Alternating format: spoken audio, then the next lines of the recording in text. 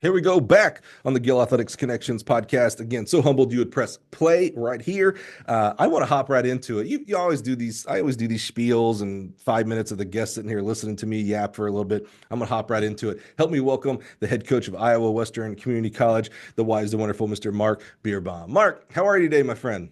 I'm good. I'm good. Thanks for having me. I always assume Iowa, Western Iowa, it's like freezing cold. We're recording this in April. Is it like freezing cold and snow, or do you actually have good weather at this point? Well, it's so up and down in the Midwest. You never know. Yesterday it was like 75. Today it was windy and cold at like 47 this morning, but I think Oh, it's geez. supposed to get 60. We've had a lot of up and down over the last couple weeks, for sure. And the wind's kind of popping in, which is April.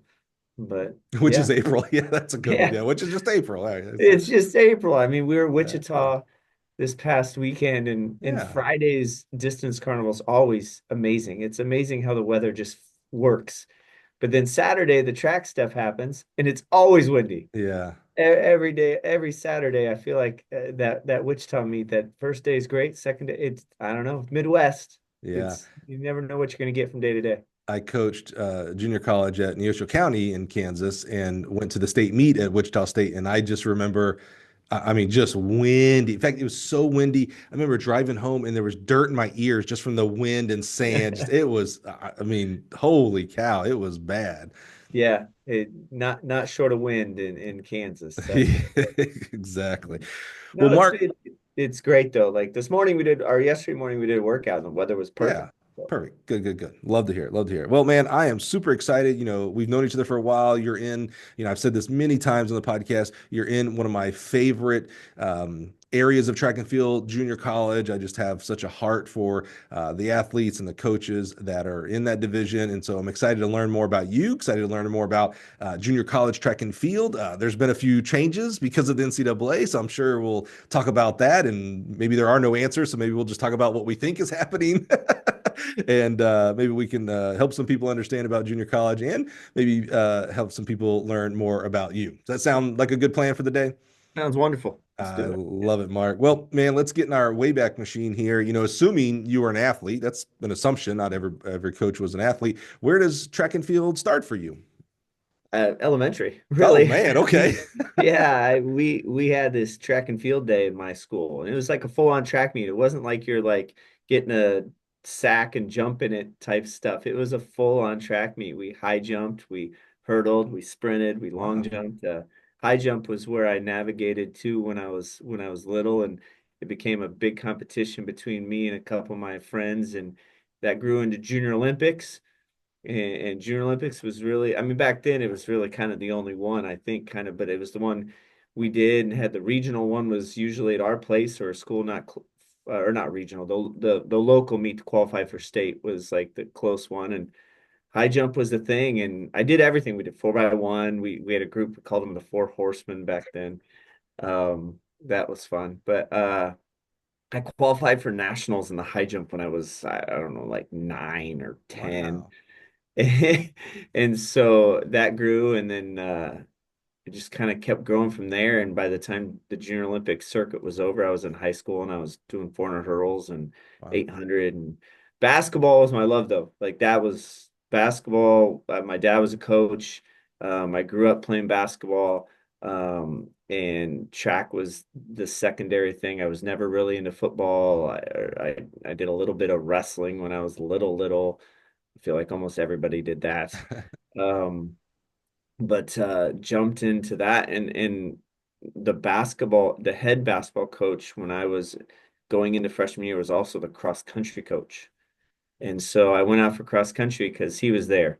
And that was really the reason I started that. I was a former hurdler, 800 guy, and I never ran over the 800 meters in high school other Oh than wow. cross country. Like Yeah. never got on the track further than that. And Coach Bergstrom, who just passed not too long ago, was my history teacher and our track coach. And he did these gum questions in the morning. He'd history class. He'd ask a question. If you got it right, he'd throw the gum at you. He was something, and he is my track coach. And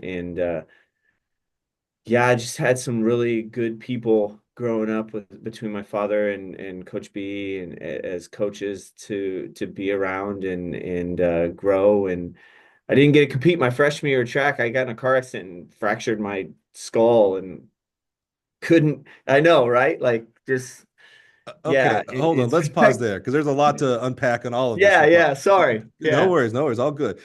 Go back. You had back in elementary school, like we had field day. So, like to your point, we would do the three-legged race. Probably, I yep, think we probably did a softball toss, and I'm sure we did the mile, and then tug of war, if I remember correctly. But you yep. guys did like a full-blown track meet. Full-blown track meet. We never did the tug of Wow. war or all that other Yeah. stuff. Like that wasn't field day. Our field day was like we had two elementary schools that were about 15 miles on each side of town, Yeah. and then the high school was in Griswold. Lewis and Elliott were the elementaries, and the elementaries would come together and do the field day against each other. Wow. That's And, really and, cool. and a small town, but yet I still didn't really see those kids from Mm, Elliott very much. We come together field day was probably the most we saw them, I feel like, until we were in seventh grade. And that was like our main competition against each other. that's It cool. was full on track meet. It was, That's it was cool. awesome. And you grew up a coach's kid, but a basketball coach's kid. Yep. And Yep, yeah. you But had mentioned, dad ran track and played basketball in college. He oh, did dude, both at Peru State. He ran at Texas Relays, did the Drake Relays. He was a foreigner guy and then also a basketball guy. He ripped a rim off a hoop. Once he flew a from beast. stories I heard from different parents that were around, watching or playing or whatnot in his age frame. And yeah, it was pretty cool. And you keep mentioning 400 hurdles, but Junior Olympics probably was 400 hurdles, but in high school, are you from Iowa? Yeah, I'm from Iowa. I'm from Yeah. Iowa. Yep, Okay. about 40 miles from here, Griswold, Iowa. Yeah, yep, Oh, grew up cool. in Iowa. Okay. Yeah. Love, 400 hurdles is growing a little bit in the high school level. Florida just added it recently, New Yep. Jersey, and obviously Iowa's had it for a long time. So anytime I hear 400 hurdles in high school, I'm like, okay, I can kind of peg where you're from just Yep. from that alone. Okay. So Well, good. and that part's wild. Like when I started coaching in high school in Nebraska and they said 300 hurdles, I was like, what is this? Oh, you had no Like, clue. That's like no true. clue. Yeah. Didn't know there was anything different. Oh, that's I a mean, I good wasn't a point. track nut or nerd or anything like that in high school, as you would say, or something like that. Yeah, I yeah. just did my thing and I played basketball. That's a good Um, point. yeah. That's funny. So you are going up into high school and you're probably excited. Everybody's excited. My son's eighth grade, so he's getting ready to become a freshman next year. He's excited about things in his sports and stuff like that. And you get into a car accident? What Yep. you weren't driving. Yes, I was. So I was 14, so I had like my school permit 'cause I lived in the country. It's small town. Okay. Yeah, yeah. Okay, good Right. point. Yeah, driving in the country. I don't remember anything other than what I was told I said in the helicopter. Oh, dude. Yeah, I was driving my car and somebody passed me on the gravel and I flipped. For all I know, I was probably driving too fast and that didn't happen, but who knows? Flipped and ran my car into a fence post. And the neighbor in the area found me pretty bad, and they life flighted me. No, no, take that back. Trying to remember, they couldn't life flight me right away. They had to drive me in an ambulance somewhere because the weather, and then they got me in a helicopter and got me where I needed to be. Wow. Yeah, it was Dude. it was pretty bad, I Is, guess. is I this don't remember any of it. yeah, right. I saw the car later. It was pretty jacked up. Is this Lucky. summer going into freshman year? Yeah, it was trying to remember the date. No. It was like right after basketball, like as spring was changing before track started. Wow. So you didn't get to compete freshman year, Nope. obviously. How long did this affect you? Like when were you able to get back I was into back at it over the summer, back playing basketball and whatnot. Like it just it had just because it had just happened and going into season, they didn't feel comfortable with letting me compete and stuff like that. You're talking about freshman track or season. like Well, freshman year going into track. yeah, duh. 'Cause- Yeah, I gave up on that season. yeah. Yeah, But but yeah, sophomore year. come the Yeah, summer, I couldn't even, I don't, so long ago, I don't even yeah, remember yeah. when I got started back up, but somewhere in the summer I started playing basketball again I'm sure I did Junior Olympics. I don't feel like I ever missed a year of Junior Olympics. Any problems? Like, No, I my mean, arm other didn't than, move the right way after that, or anything. well, I mean, how I am now, right? No. I have some scars on my arm Yeah, I'm sure there's probably a scar somewhere up in there under my hair, but no, but no no, physical. You were able to no, everything was once fine. you're cleared, you went right back into it. Yep. Holy I cow! was really lucky. Really, really lucky. Yeah, but don't remember. No, I don't. Other than what Wow. they told me I said, um, I venture to guess probably no one passed me. I was probably driving too fast. Sure, sure, sure. Um, that would be my guess, but that's what I said in there is that someone passed me. How did that? It's funny because this has nothing to do with track or coaching. I'm just curious. At your age today, we have hindsight, right? So now you can look back on, you can, remember what you can remember. You can remember what emotions you had when you started playing again, but you also can remember how you were then as a 15-ish year old, sophomore. How did that affect you then? And how does it affect you now? And what I mean by that is not physically. So we checked on you there. You're all good there. But like, I mean, if you can't remember it and you got life flighted off, this was a serious accident. Like, whatever degree away from, I'm not sitting here talking to Mark, basically, right? Did you have any, as a 15-ish year old, did you have any understanding like, oh, wow, maybe I'm getting a second chance here? Or, oh, man, maybe I shouldn't take things for granted, whatever that's academics, a girlfriend, family, sports. And now, as a 40 something, I think we're roughly the same age.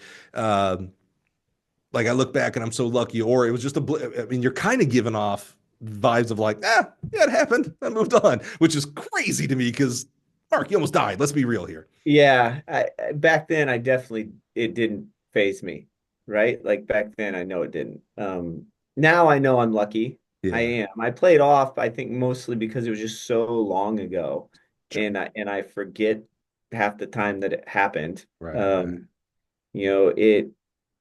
But yeah, now like thinking and looking back at it, so lucky. I mean, so many different accidents happen with kids and Hmm. things nowadays that almost every other day you see something on social media or hear something on social media, and Right. that could have been me Yeah.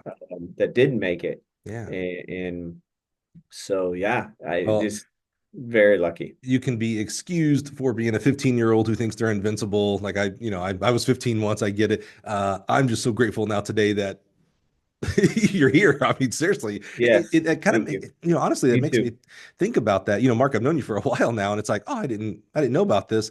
Like, man, I don't know. I don't know. It kind of is giving me like thoughts and feelings of like, I already know that I don't know everybody's story, but I don't know that I sit back and often enough and go, man, I'm glad that person's here. I guess because I assume like, oh, like no one died, up to my age, Yeah, that's future stuff for me to be thinking about when all my friends start passing away and stuff like that. But in reality, it's like, oh man, there was a split second that I almost didn't have Mark in my life, and other people, much closer to you, Mark, your family and friends and athletes. yeah, That's just I don't know. That's interesting. That's really. yeah. Yeah. Huh. All right. Let's Sorry. keep moving. No, it's Yeah, fine. No, yeah. it's Something good, man. else. That's good. It's Something good. else. Awkward segue. So you sophomore year. Yeah. So you're it's interesting. I a lot of times we'll have football players who ran track, and so one of my favorite questions to ask them is, were you a football player who ran track, or were you a track athlete that played football? You were a basketball dude, so were you? And dad was a basketball coach. Were you a basketball player who ran track, or a track I was a athlete who? basketball player that ran. Yeah. Realistically, a basketball player that ran. And, I ran cross country again, like I said, because the basketball coach was Right. was the cross country coach. I can't imagine not doing something during a season anyway. I probably would have navigated somewhere. Right. But basketball was life, and really up until my senior year, and even through majority of my senior year, I thought I was going to play basketball in college. Yeah. I kind of had a um, rough senior year basketball wise with the coach, and kind of pushed me away from that a little, and I had qualified for state my um, junior year for 400 hurdles. And then my senior year, I was pretty pumped about trying to break the school record and growing on my experience for my junior year. And I had it's an awkward thing. I got out off the couch. I was laying down. I got off the couch sideways and kind of pushed my arm onto the floor to get up, Mhm. and something like kind of popped. And it was towards the end of basketball season. It was right before district final, actually, a week before district final, which ended up being my last basketball game. I couldn't. It was weird. I couldn't stand really right, and went and saw a person, and I had popped three vertebrae and a rib out of place. and and and this is a local chiropractor, right? And he pops me back into place twice a day, every day for like 7 days straight, pops my pelvis. My pelvis is tilted. And so I could play because I just wanted to play. Right. I wanted to play basketball. And so I'm wrapped up. I play my last game, we lose. I go run for the first time to get ready for track, and I'm automatically just sore, and which is not abnormal. Basketball is a weird, different movement than running, and Right. and I was like, okay, it'll go away. And little did I know, next 7 months, it didn't. Like my calves were initially like immediately sore, basically just moving for the next 7 months. Huh. I don't really necessarily know why. Like as I'm older, I have a theory that I what happened in the chiropractor shouldn't have happened Mhm. as much as it did, and it kind of it reformatted my bones to not really match up where my muscles were. I Mhm. think. I don't know Mhm. realistically, but I couldn't run anymore, really. Like I went from like a 50-point guy to where I could struggle to break 60. I was Wow. struggling to run the hurdles again, and I went into and fast forward, I didn't make state, which sucked, Mhm. and it is what it is. But went into the summer, now I'm getting ready to go to college to run. I had signed a scholarship to run, and I couldn't really train, like, but I did anyway. I'm a small school. No one's there to tell me no. Right. And Right. I'm lifting my legs up to the bleachers because my hips are so jacked that I couldn't get my legs up. But I'm still running because I need to, because if I don't run, I'm going to be out of shape when I get to my freshman year. And just kind of really probably destroyed my body. And it was maybe 7 months until didn't have that soreness anymore. And I went to run the 400 hurdles. I tell the story to my kids. It's kind of now embarrassing is the right word, but I go to University of South Dakota to run my first um, indoor track meet, and I'm in the 400 and the 800, and I run 60 and I run 220. I get beat by like a 40-year-old guy. I call my father. I'm like, Dad, this isn't gonna work. This isn't gonna work. And Dad's like, well, you committed to something. You need to finish it out. Probably, and there's so many things my father has told me, Yeah. but that sixth at me being probably the most important thing he had told me to do. Wow. And yeah, so I kept running and kept going, and I sucked um, pretty bad, and 400 hurdles didn't end up being a thing anymore because I couldn't sprint like that anymore, and got into the steeplechase, and then became a big time distance, and ended up a marathon national qualifier. Oh my God. So Okay. 400 hurdles to marathon. Which the 400 hurdles feels like a marathon to hurdlers sometimes. That makes sense.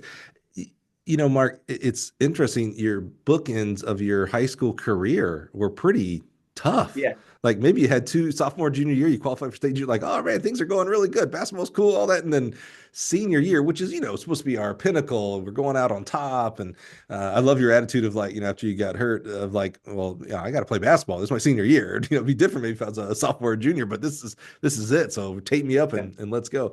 Do you, I don't know, this is kind of maybe I don't call it controversial. It can be a controversial topic. Do you think the chiropractor, the not the person who's the chiropractor, so the chiropractory, the essence of chiropractor, uh, was that a problem?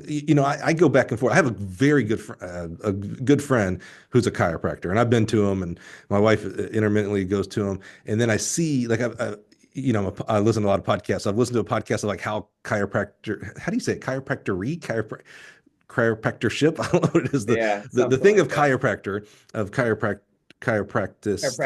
Yeah, Chiropractic. I'm bumbling this 100%. Yeah. Whatever the act of chiropractory is, uh, like it was started from like bunk science, like just, a snake oil salesman. So I had this like, I don't know that it's really good. And I've seen horror shows of, maybe they're bad chiropractors. I don't know, but I've seen like horror shows. Do you think that had something to do with this?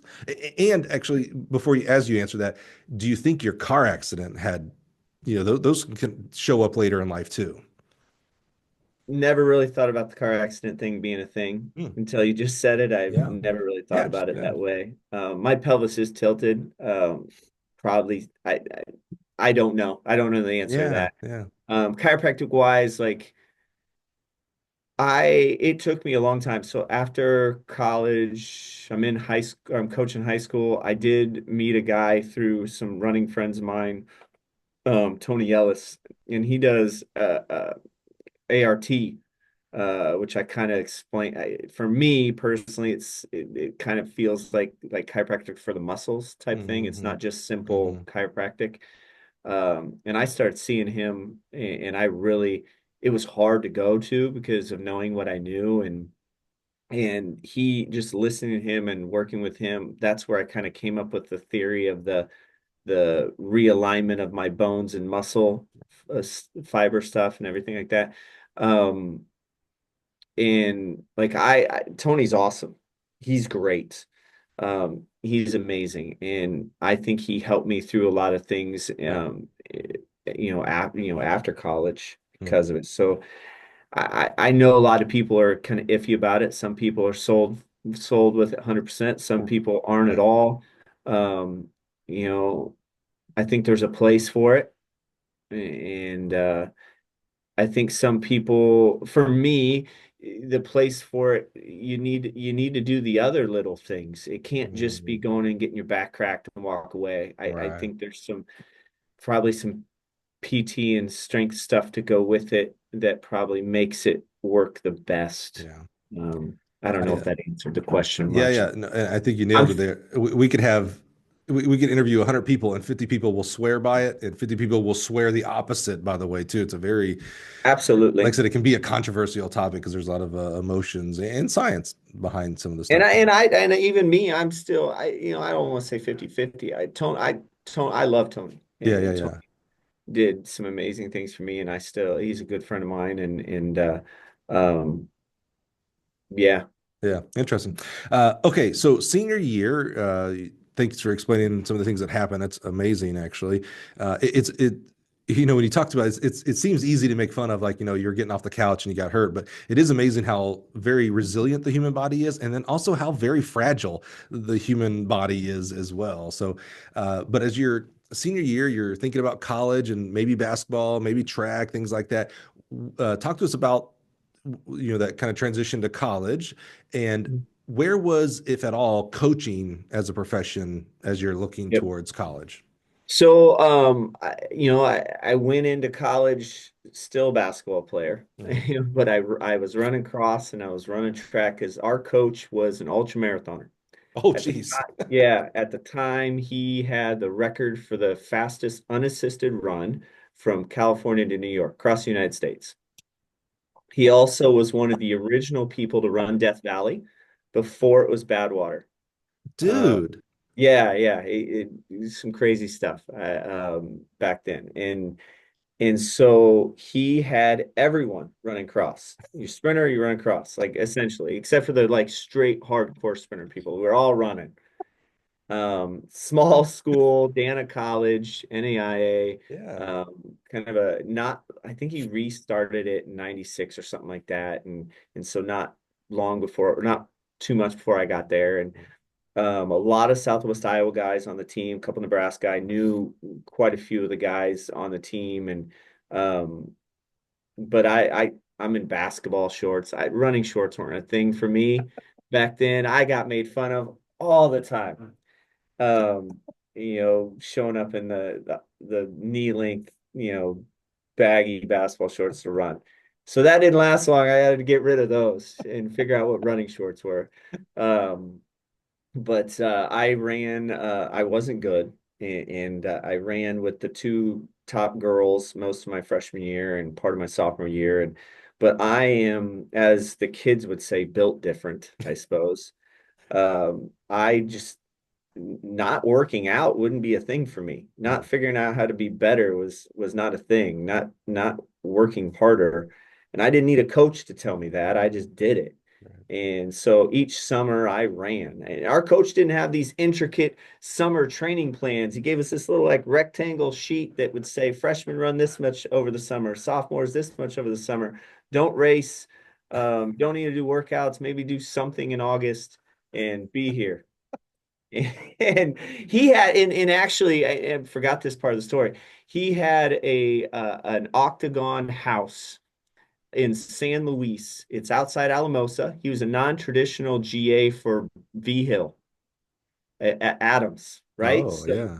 crazy background. Yeah. And I went out there the summer before my senior year. I had met him before that. I went to, gosh, I can't believe I forgot this part of the story. I went to Dana College to play basketball, to Yeah. do Okay. I was gonna say, basketball where's camp. basketball? Right. Yeah, Yeah. Yeah. yeah. Yeah. I went to Dana College to do So, basketball so camp. I didn't, you run cross, and then basketball season starts. yeah, yeah. Yep. But no, like every summer I did like six, seven, eight, nine different basketball camps, team camps, individual camps, all this stuff. So I went to, God, I can't believe I forgot that. So I went to Dana College for basketball camp 2 years in a row. In that summer after my junior year, my dad's like, go talk to the track coach. And I was like, fine. Okay. So I went and talked to the track coach when I was there. And he's like, hey, we got this camp in Colorado. Come along. And so I get in a car with a couple of the older kids and I go out to Alamosa, Colorado. I have no background in distance running Yeah. Right. other than, You're a hurdler. Yeah. Yeah. yes, the mile in PE class and and wanting to be the best PE mile class guy. And so we go out there. I'm out there for a couple of days, not very long, scared to death. We ran Rock Creek, which is like it's like 5 or 6 thousand feet at the bottom, and then at 10 miles up, it's like 10 or 11, 12, something like that. It's kind of a famous long run for Dina Castor and back in the day with those guys, that group. And I don't know if you know that name. Yeah. Uh, No, Dina. Yeah. Yeah. Yeah. yeah, and so we do that one first. I only make six. I probably walk majority of the last three switchbacks because there was a 10-mile start and there's a 6-mile start. And then we go to sand dunes and we're gonna run through the sand dunes. I have no idea what I'm doing. And so You're just surviving. yeah, and all these college kids take off. I'm like, I'm not gonna be able to You're like, survive this. hold on. Wait a second. We're running. What? And they get like me, so it's flat first. So we're running the flat, and then we get to the first dune. They get about 200 meters up, and they start walking. I was like, okay, sweet, I'm gonna survive.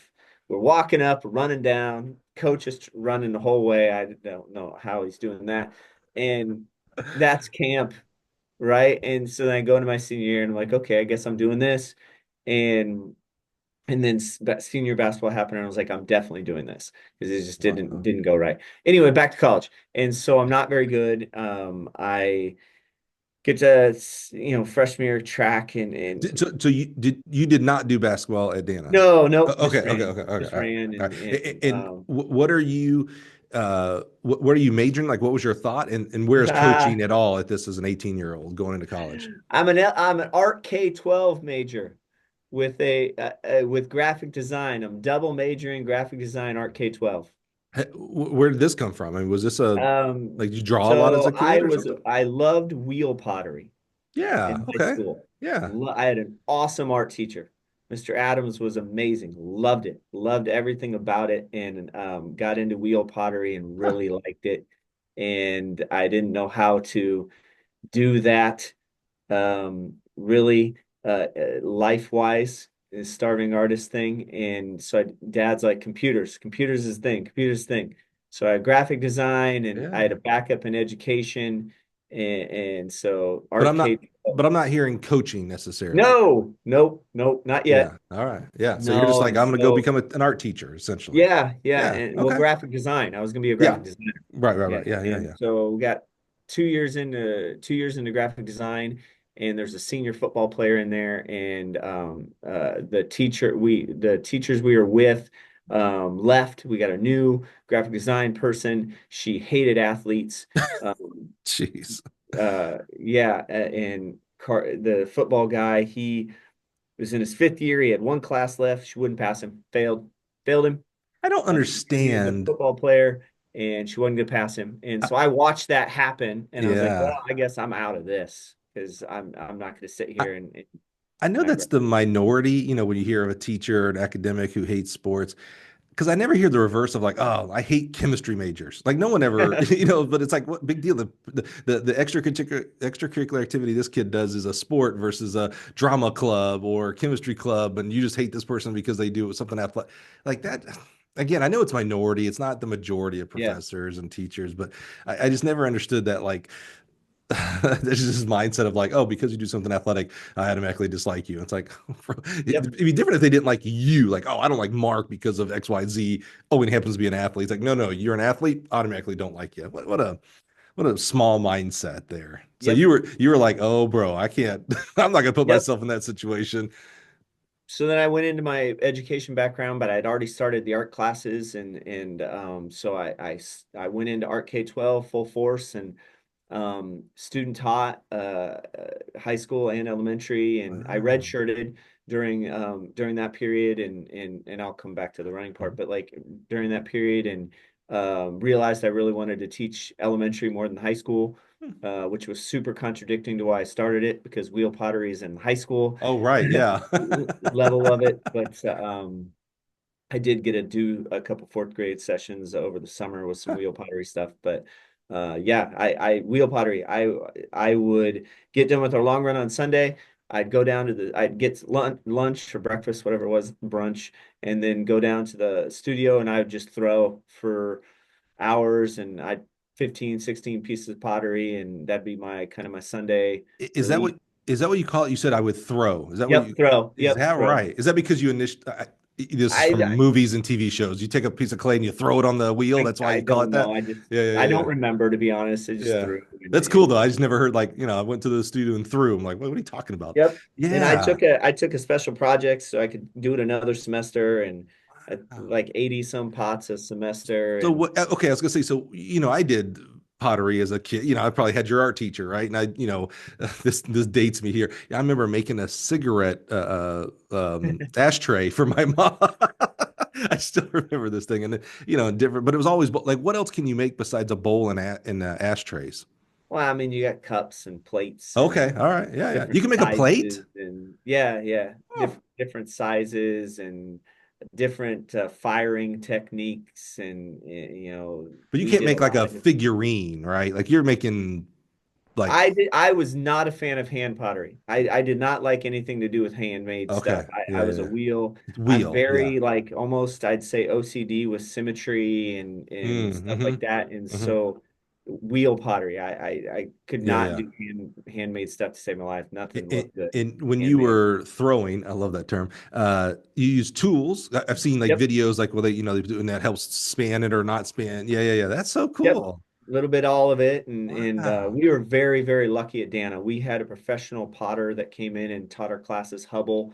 Hubble's awesome. He's, like your typical like Woodstock guy that comes in and That's what I the imagine all of these guys are, to be honest yeah, with you, Mark. and he was so much fun and he was great. And taught me a lot and did a lot, and I probably had hundreds of pieces of pottery. When I Is was done, it was is that what Christmas all? and birthday Yeah, I presents was gonna say, is that what all your family for the got? next like 15 years. They open Um, up your box, they get your box, are like, all right, what is it? Is it a bowl? Is it a ashtray? What has he got this time? yeah, and it I probably have about 14 or 15 left in the house, that are kind of my favorites or things that I've held on to, and that are in the house and displayed in the house, and Tell me this is how you got dates as well. Like you were like, oh, look, no, I bring you a bowl. no, no. I don't think wheel pottery was the thing that girls were coming after. No. Okay. So it's quite common that when a kid goes from high school to college in track and field, they move up an event, right? You hear a lot of times like, yeah, this half miler, they're good, but in this level, they're gonna have to be a miler, and a miler has to be a 5K kid, and 5K has to be a 10K kid, and all that stuff. And my mind, I'm always like, well, where does it stop? Like eventually you have to stop. Like, do we not have any 100-meter runners? Because all 100-meter runners move up to the four and all this kind of stuff. I've never heard this one. You moved from 400 hurdles to the marathon. Okay, how do we get there, bud? Oh man, I was a 110 high hurdler. My as well. My coach in high school, if we weren't running the 4x8, or if I wasn't going to run the 4x8, I ran the 110 highs. Okay. So it was 4x8 or 110 highs. Yeah. Definitely a good mix, right? Yeah. And then it was 400 hurdles or 800, or it was 4x4. Or 4x4 at the end, usually Well, always. but you're in Iowa, so you have the shuttle hurdle relay too. Yes. Yeah, my all-time favorite So event. Yeah. junior high undefeated. We Nice. rocked the heck out of that, but we Nice. never really ran it in high school. Hmm. All the kids, the three that were on that shuttle hurdle that never lost with me didn't run high school track. Oh. Yeah, most of those kids navigated out. I was really almost the only senior left, Hmm. there towards the end. But anyway, so college, like I said, that chiropractic thing, Yeah, yeah. and I lost all my, like my whole life I focused on, I had a weight vest and a hill in my backyard, and I ran it because I wanted to dunk. I wanted to dunk. And so all of that was gone. It was gone. Oh. I couldn't jump. I couldn't sprint anymore. It was gone. And so eh, I asked coach, I was like, what am I going to do? And he's like, well, just run the steeple. And, I, and I no, mean, so just the an steeple. automatic jump from Yeah, just 400 run the to steeple. I ran across in 3,000. the fall. Just run the steeple.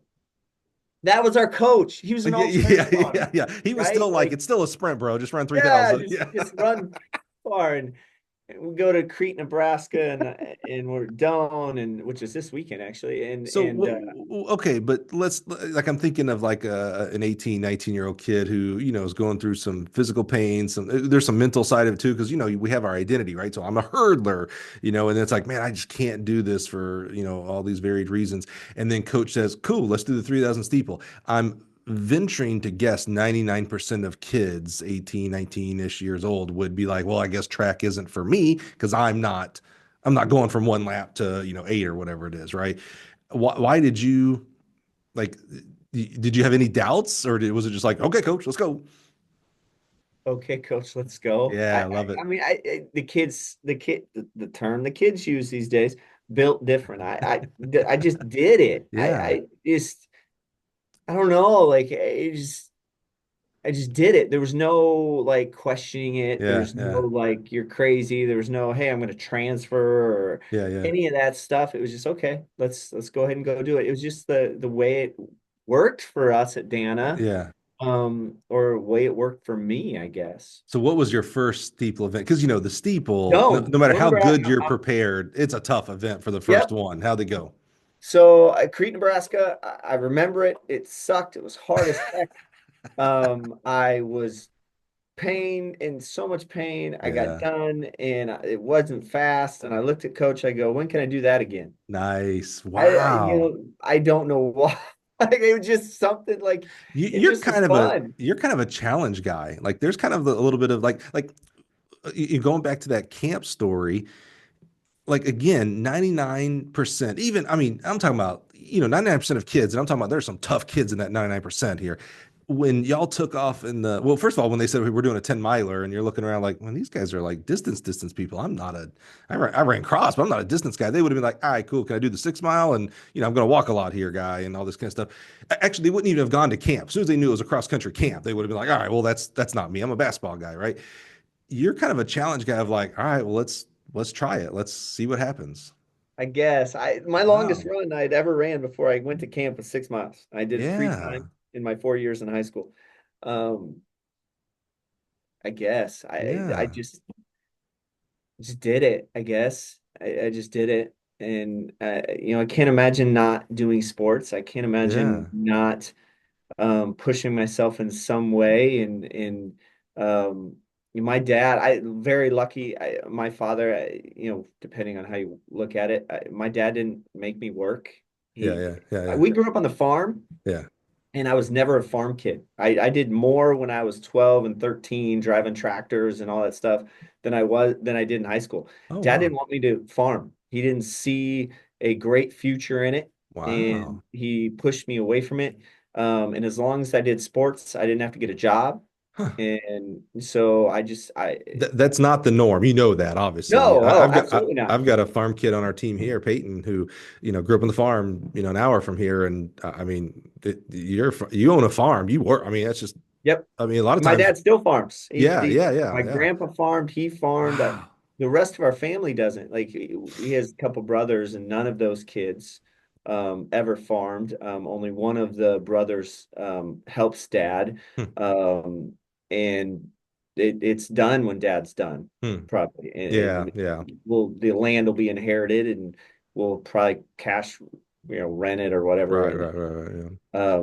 but I don't farm. Yeah. I Yeah. don't get it. Nope. Yeah. And he's out planting right now, probably. Uh, And so yeah, farmer's life never stop. And again, you know no. better than anybody. All right, so you do that first steeplechase. It goes horribly, which I'm kind of glad to hear. And what I mean by that, Mark, is I get a little annoyed when people try something for the first time and they're like naturals. Because I was never a natural. I'm like, ah, you bastard. So I'm glad that you struggled, but you got better at it. You were Yep. like, let's tackle, let's keep going. It was a natural progression, I think, coming from the hurdles Hmm. and being cross country, and coach being, Who he blew off was. his rocker with making us run a ton. But it was a struggle, and I continued to struggle throughout that freshman year. And then sophomore year, I needed to run over the summer, and I ran over the summer and it was probably the first time I was like maybe a real distance kid, per Yeah, se. And right. because I never really ran over the summer in high school. I played basketball Hmm. and ran a little and did Right. junior Olympics, and that was about it. But ran a lot and came back. Sophomore year was better. I got better, and um, we did a lot. We had a 15-mile long run on Sundays every Sunday, and I did not make it 15 until probably halfway through my sophomore year. Was the first time I made it Wow. through the 15 miler. Progressed, got a little bit better. Got to where I was running with the guys a little bit, not just the two girls. And um, fast forward, steeplechase went okay. Fast forward to my junior summer going into my junior year, and I ran a lot and really trained hard. And I PR'd in a road race at Atlantic Fest and 8K, and got into cross season. And I was the 14th guy when we started, but I had put in the summer. And so every week I got a little bit better. And then at conference, I was 12th, no, it was 10th guy. And then I made the national team at regions and was seventh guy. And then at nationals, I was the fifth guy at nationals. And ran at Wow. Kenosha and did that. And it sparked a little bit, and coach had been kind of giving me a hard time, like, you should run the marathon, you should run the marathon. And I was like, and I know I cussed at him. I know I told him, You're F crazy. off, Yeah, and yeah, yeah. like that's not going to be a thing. And I don't remember when it was, because I didn't do the December one. The Midland in Fremont, Nebraska had a half. You run the half marathon to qualify. Back then, actually, you ran the half marathon, and if you Mhm. qualified, you were qualified for the next 2 years. Hmm. And so I know I didn't do that one, and somewhere in there, I think I was at Doane Indoor because I remember going on a run after that, saying, I guess I'm going to do this, and I told him I guess I'm going to do this, and I got in a plane and we went to Vegas because that international, it was the Masters International Half Marathon or something like that, and a couple guys always went there to try to qualify. I had actually, not that this is any of importance, but I had met my uh, future ex-wife the night before we got on the plane. We had the winter formal, and then I get on the plane. We go to Vegas, and I had missed qualifying by less than a second. What'd you run for half? I ran 115 point something, and the Holy. 115 was the qualifying. And the Vegas, the first 5 miles downhill, and then Mm. it flattens out. And I had never been anything like that. You ride the bus out in the morning and get off the bus, and there's all these people, and I'd fit like 62nd at the thing or whatever, and I was like, okay, I got to try that again. And so coach hosts one. He hosts a qualifier, questionable on how, because it was just us, but Mm. we ran one in Blair, and we had a couple post collegiate guys he trained, and we ran in March. So that was February. It was like February 5th was the Vegas one, and then we ran March, and I ran 112, and so I qualified. I was so pissed off. Coach made me run it again because there was a provisional qualifying. He could have took me without running again. And but that was probably my greatest college race, was that 112. I mean, I just was in it and I ran well and I had a pacer and just found the zone and finished and ran 112, qualified, and I got to go to British Columbia, Canada. Or not no, gosh darn it, take that back. British Columbia is the one that's left basically. Simon Fraser, Abbotsford, Canada, Yeah. which was an amazing trip. And I ran the marathon and I ran 2:42. I got ninth overall. The last 3 miles was amazing. I was rolling. I was 15th with 3 miles left. I rolled on people. We went out. Dana was Danathon. Craig Einspar, coached at Concordia a while back. He would yell at us like that because we'd always have 4, 5, 6 qualifiers on Wow. the men's side, and then we'd have 3, 4 girls qualify. It was Birmingham's thing. My college coach's thing was the marathon, and we came through. We were 9, 10, 11. No, wait, 15, 15, 14, 13, 12, 11 at halfway, Wow. and we finished 3, 6, 9, 11, and one struggled. And just that was us. It's what we did. We ran with the girls the first mile, and then we kind of get going and roll into the back half. So that got me rolling. And I went into the summer, and that next summer was probably where everything changed for me. Mm. I ran 100 to 125 miles a week for the last 7 weeks of the summer. Mm. What was hard wasn't hard. Like the Mm. mentality of what's really hard isn't really hard now that I've seen and done Right. all that. But then I redshirted Mm. because I was going to student teach. So I didn't run cross that summer, um, which I wish I would have really. But then went into track with, hey, I want to be All American. I want to be All American. I want to be Mm. All American in the marathon. Got to the marathon fitter than I've ever been. The weather was warmer.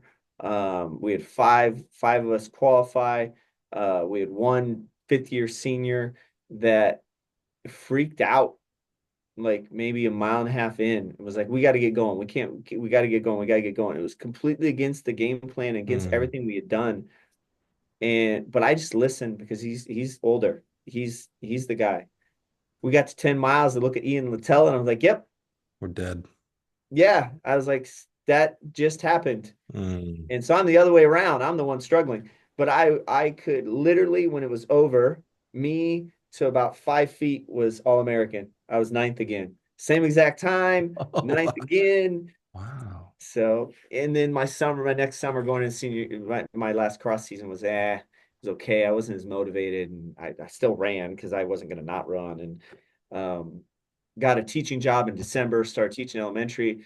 Taught elementary that that spring, and then I saw in the paper a high school job was open. I was like, God, that'd be kind of fun. And so I applied and got the job and started coaching high school cross country at Westside High School.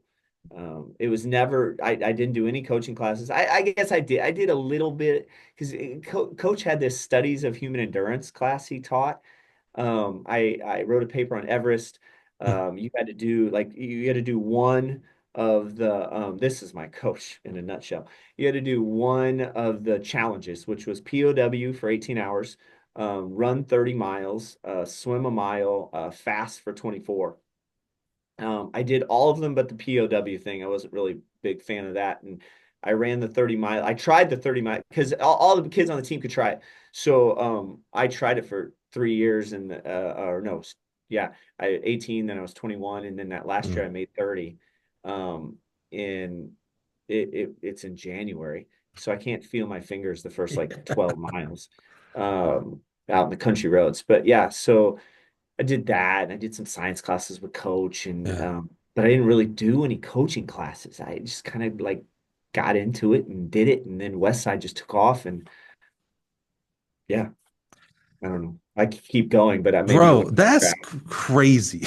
I mean, like out of all the marathoners that you had, how many of them were not from a traditional distance running background? Like you were Me, not. Yeah, that's what I me, thought. Okay. just me. Um, I truly believe that all of us, I don't know how many people are in this world, 3 billion, 8 billion, billions of us, uh, are put on this earth to do like one thing like amazing. But rarely do any of us actually find it. Like maybe 0.001% find it.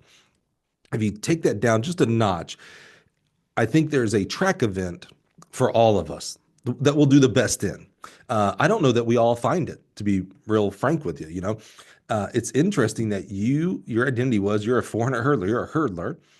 And in reality, it's like, no, you're supposed to be a distance runner. And thank goodness this crazy ultra runner guy, and I'm sorry, if you're an ultra runner, I'm always going to call you crazy because you are.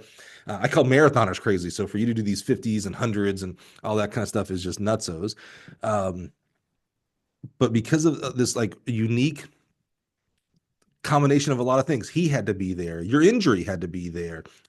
You had to go to Danica. Like all these unique things that happened for you to actually find a path towards distance running, and you became a pretty good freaking marathoner, man. That's crazy. Yes, yeah. Well, I mean, like you look at camp. I went back to camp. Went back to camp, spent a week. Then I went back to camp, spent a couple weeks. Like the longest I spent was 3 weeks. Some of those guys would stay there. There was no running water, no electricity. It's 7,000 foot mesa in San Luis, Colorado, and Wow. I went back to Rock Creek. I ran the whole 10 miles. The fastest I ever ran it was just under 8 minute pace, which it's a pretty hardcore run. Mhm. Sand dunes, doing that. I was always Wow. you go back to that challenge thing. I guess I never really thought about it Yeah. that way. But Yeah. we go out, we all go out together to the Star Dune, and then on the way back, we would kind of challenge who could get back quicker. And I always was a challenge to figure out the best way to get back. I remember the first year Mm. we went straight to the flat, and I remember I'll never do that again. That was the worst decision. Having the downhill stuff was helpful. And then I took my West Side crew out to Adams State's track camp or cross country camp, Wow. which is one of the Yeah. best high school cross country camps in the Huh. country. There's so much information and Mhm. things they do there that are just so right for that camp. And I remember the seniors from Adams that were helping, and we'd go out to the dunes, and we go to the top of just the very first dune, and like, okay, we'll go back down. I was like, I look at him, I go back down. What do you mean? We got to go over there. Like we're at the start. Like, what do you mean? Like, I was like, that's where we go.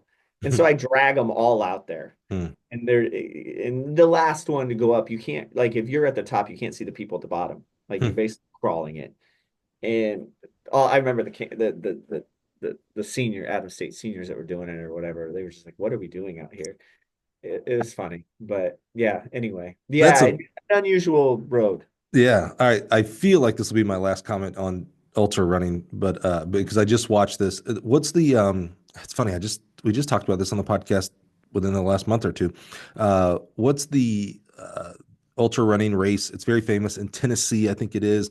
The guy starts it by smoking a cigarette and it's Lou.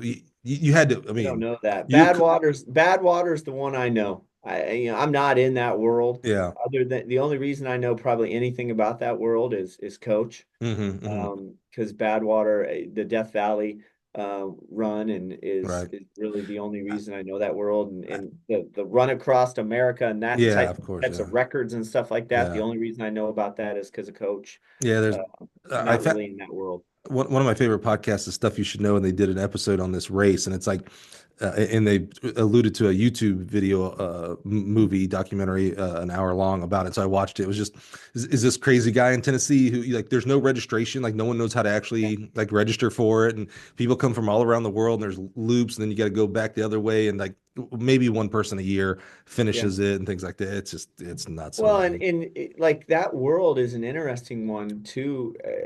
You know, you envision it being these crazy athletes, right? But it's more like you have. I watched a video documentary on Badwater one year because just Birmingham. My coach had been in it, so I was like, I Hmm. found this and I watched it. And you watch some of these people that are in it, they're not crazy athletes. He's Hmm. got this Hmm. mind that takes them through this, and Yeah.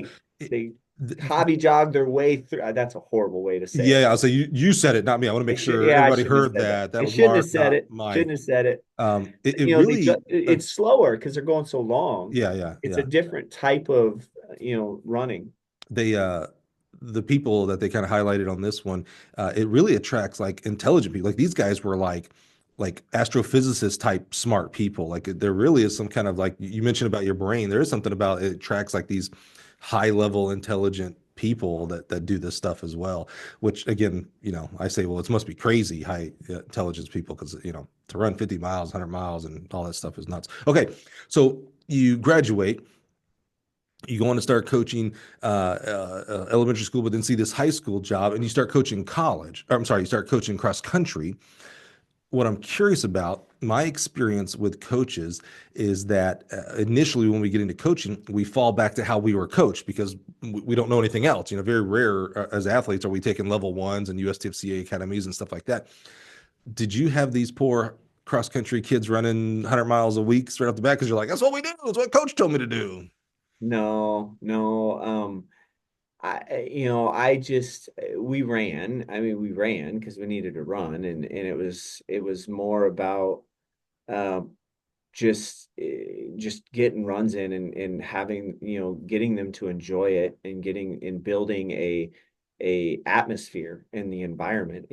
That's probably Birmingham was Birmingham with that ultra background, but I'd say one of his not necessarily his physiology and all the other stuff, but the way he brought us all together to want to do it was his thing, that I look back at as being his biggest thing. And I feel like I just tried to build a fun, happy environment that kids just wanted to do it and be there. Now, when I started, they were like everyone at the school was required to not required if they did a sport, they didn't have to go to PE class.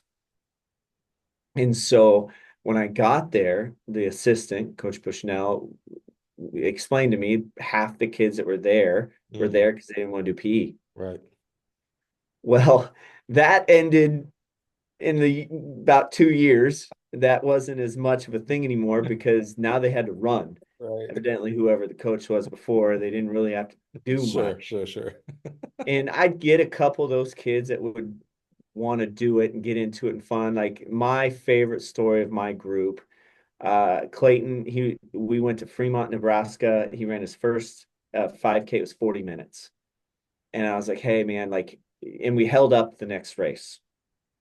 I was like, hey, we need to train. We need to run a little bit. We've got to be better.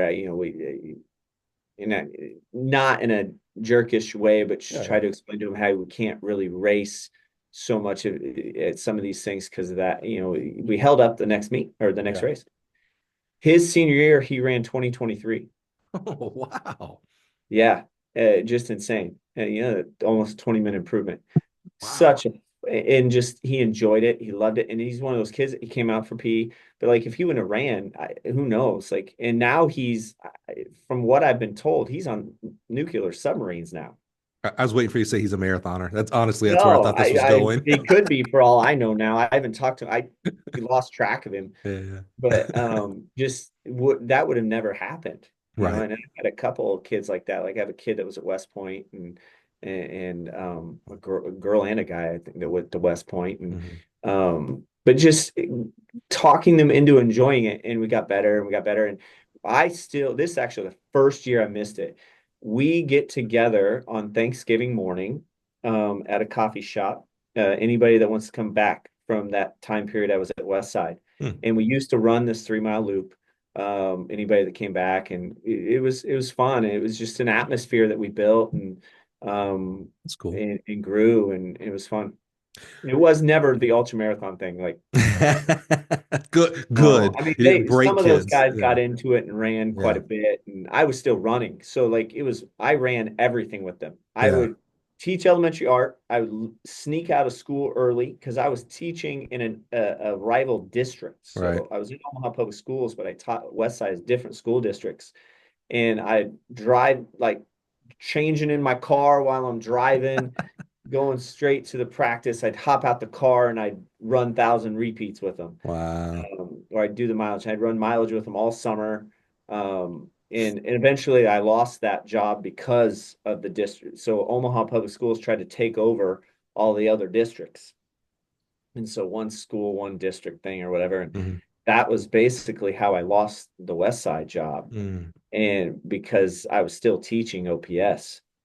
And I one of my teammates was coaching Dana, and it was I think the second Birmingham kid to take over Dana since Birmingham had quit and transition out of high school. Um, and I applied, and I didn't get called, and I was Mm. angry because they hadn't hired anybody. I hadn't got called. What the heck? Because I was it was Dana was me.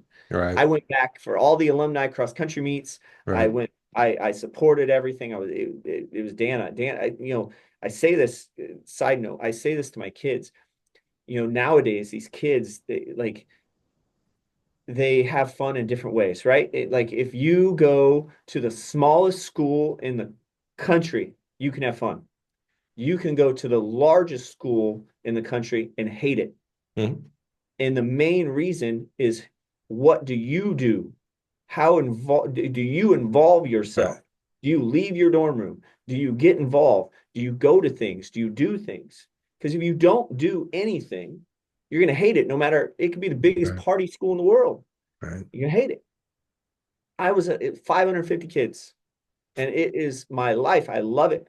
It's closed now, by the way. It closed, Mhm. and it's sad. But so anyway, I just drive up there. I just drove up there. I found the AD, and I'm like, what is going on? Why aren't we hiring anybody?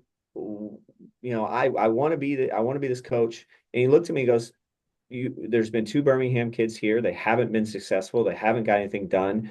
We're not going that route. I was like, listen, I'm not Birmingham. I'm not those other two. I don't do it the same way. I'm a track kid.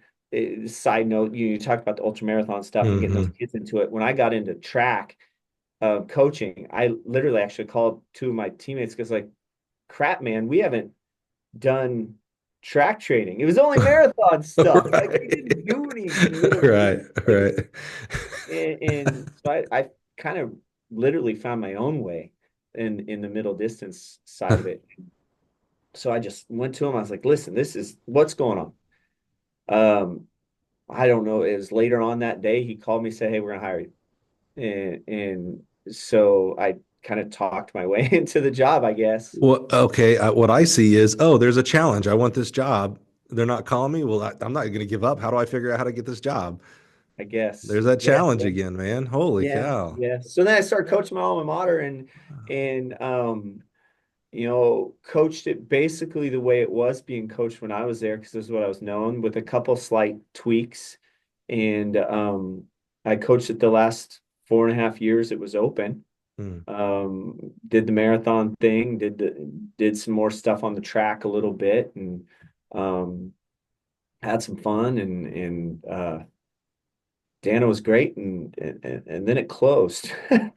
Are you at But this I point? was still teaching. Yeah, I'm still teaching, still yeah. teaching. I was wondering, are you, I mean, your DNA is in basketball, coach's kid.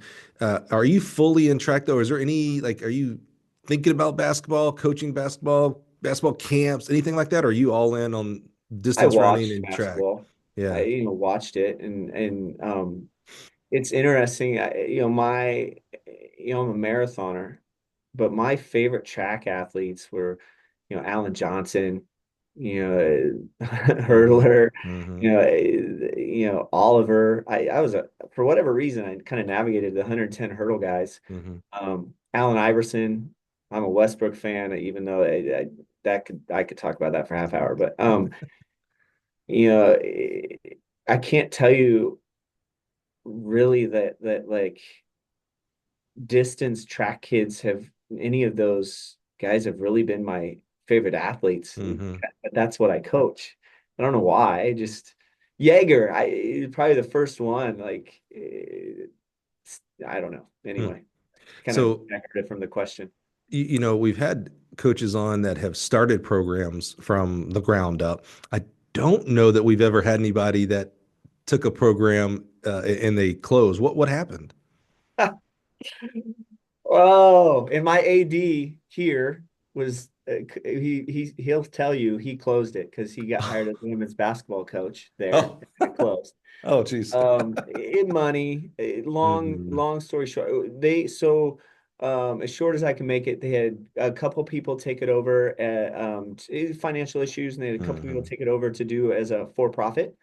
They were doing a great job with it, in my opinion. There was no marketing going on. And so, like, we're in Blair, Nebraska, about 30 miles outside Omaha, and no one knows in Omaha that we exist. Hmm. Mostly, in my opinion, is it was a B. So A, B, C, and D are Nebraska sizes for class sizes. Right. Um, B and Blair, and A in Omaha, and they never mingle. They never go against each other. Mm. So all these Class A schools, Fremont, Midland is our rival. Fremont's a Class A. Everybody in Omaha knows Fremont. No one knows Dana.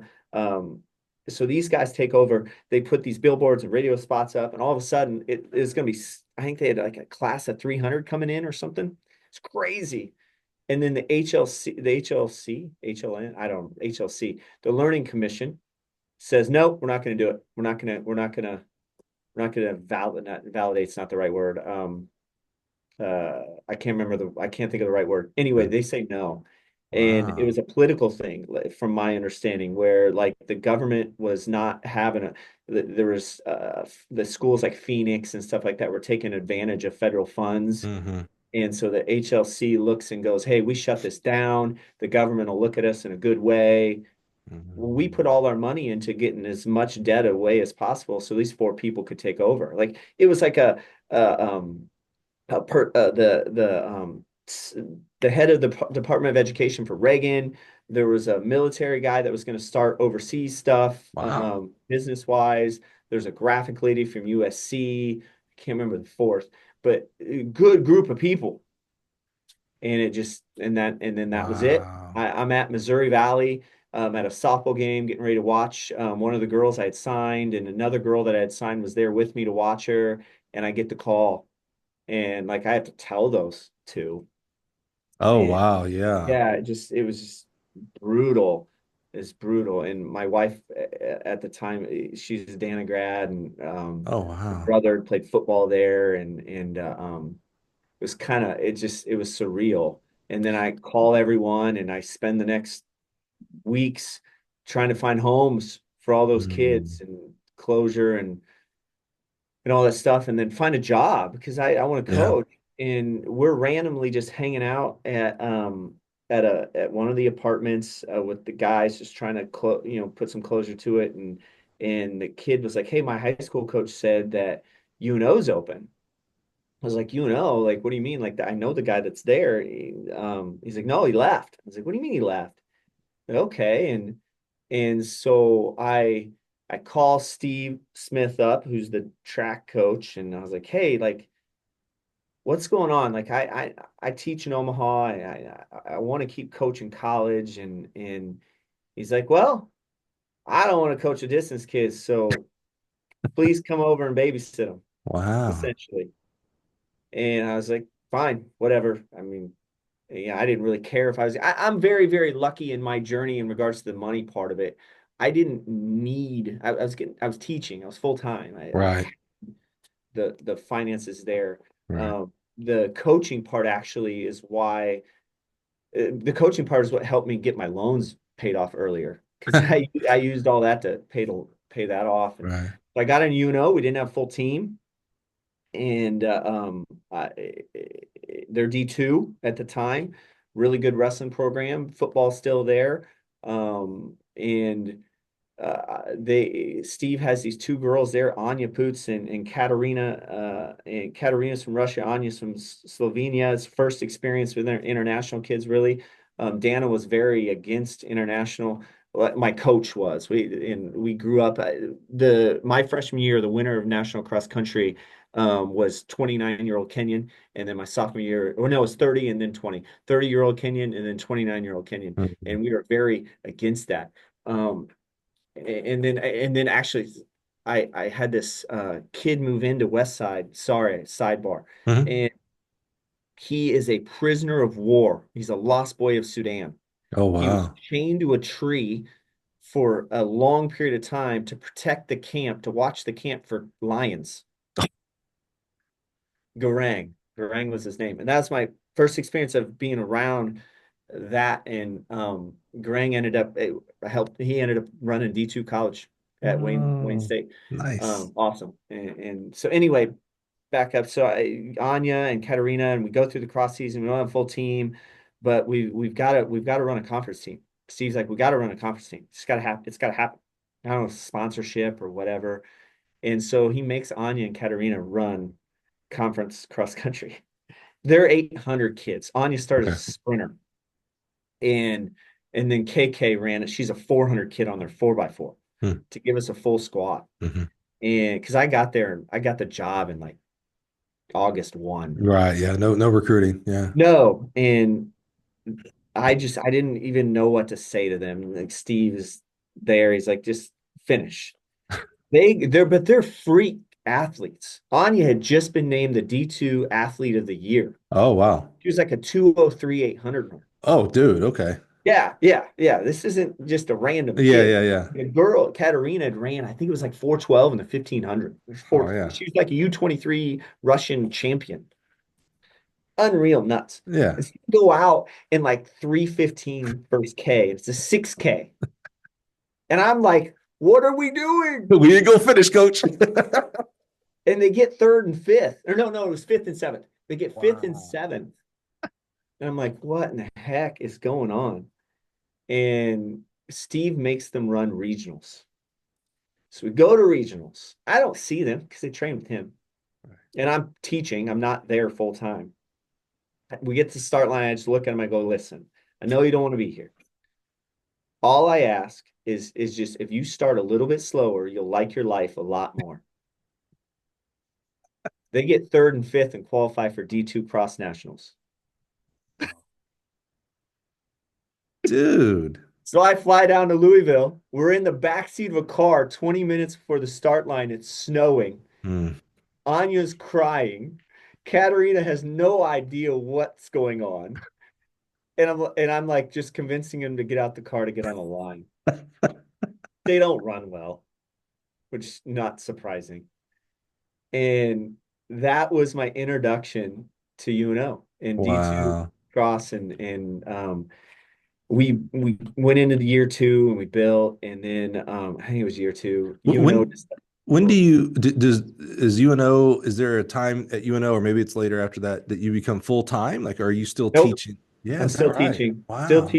and UNO decides they're gonna get rid of wrestling, get rid of football, and they're gonna go D1.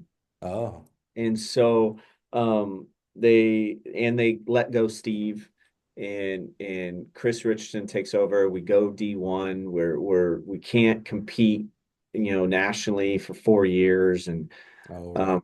but I keep building the squad. We keep doing our thing and having fun. But I just, I don't know if I say this out loud. I'm not a Trev Alberts fan, if we're being honest. I wasn't a huge fan of the change. I didn't like the D1 thing at the time. And I don't know what happened to this day. I still don't know what happened. We're building. We had got up to 17 on our numbers. Everybody's getting better.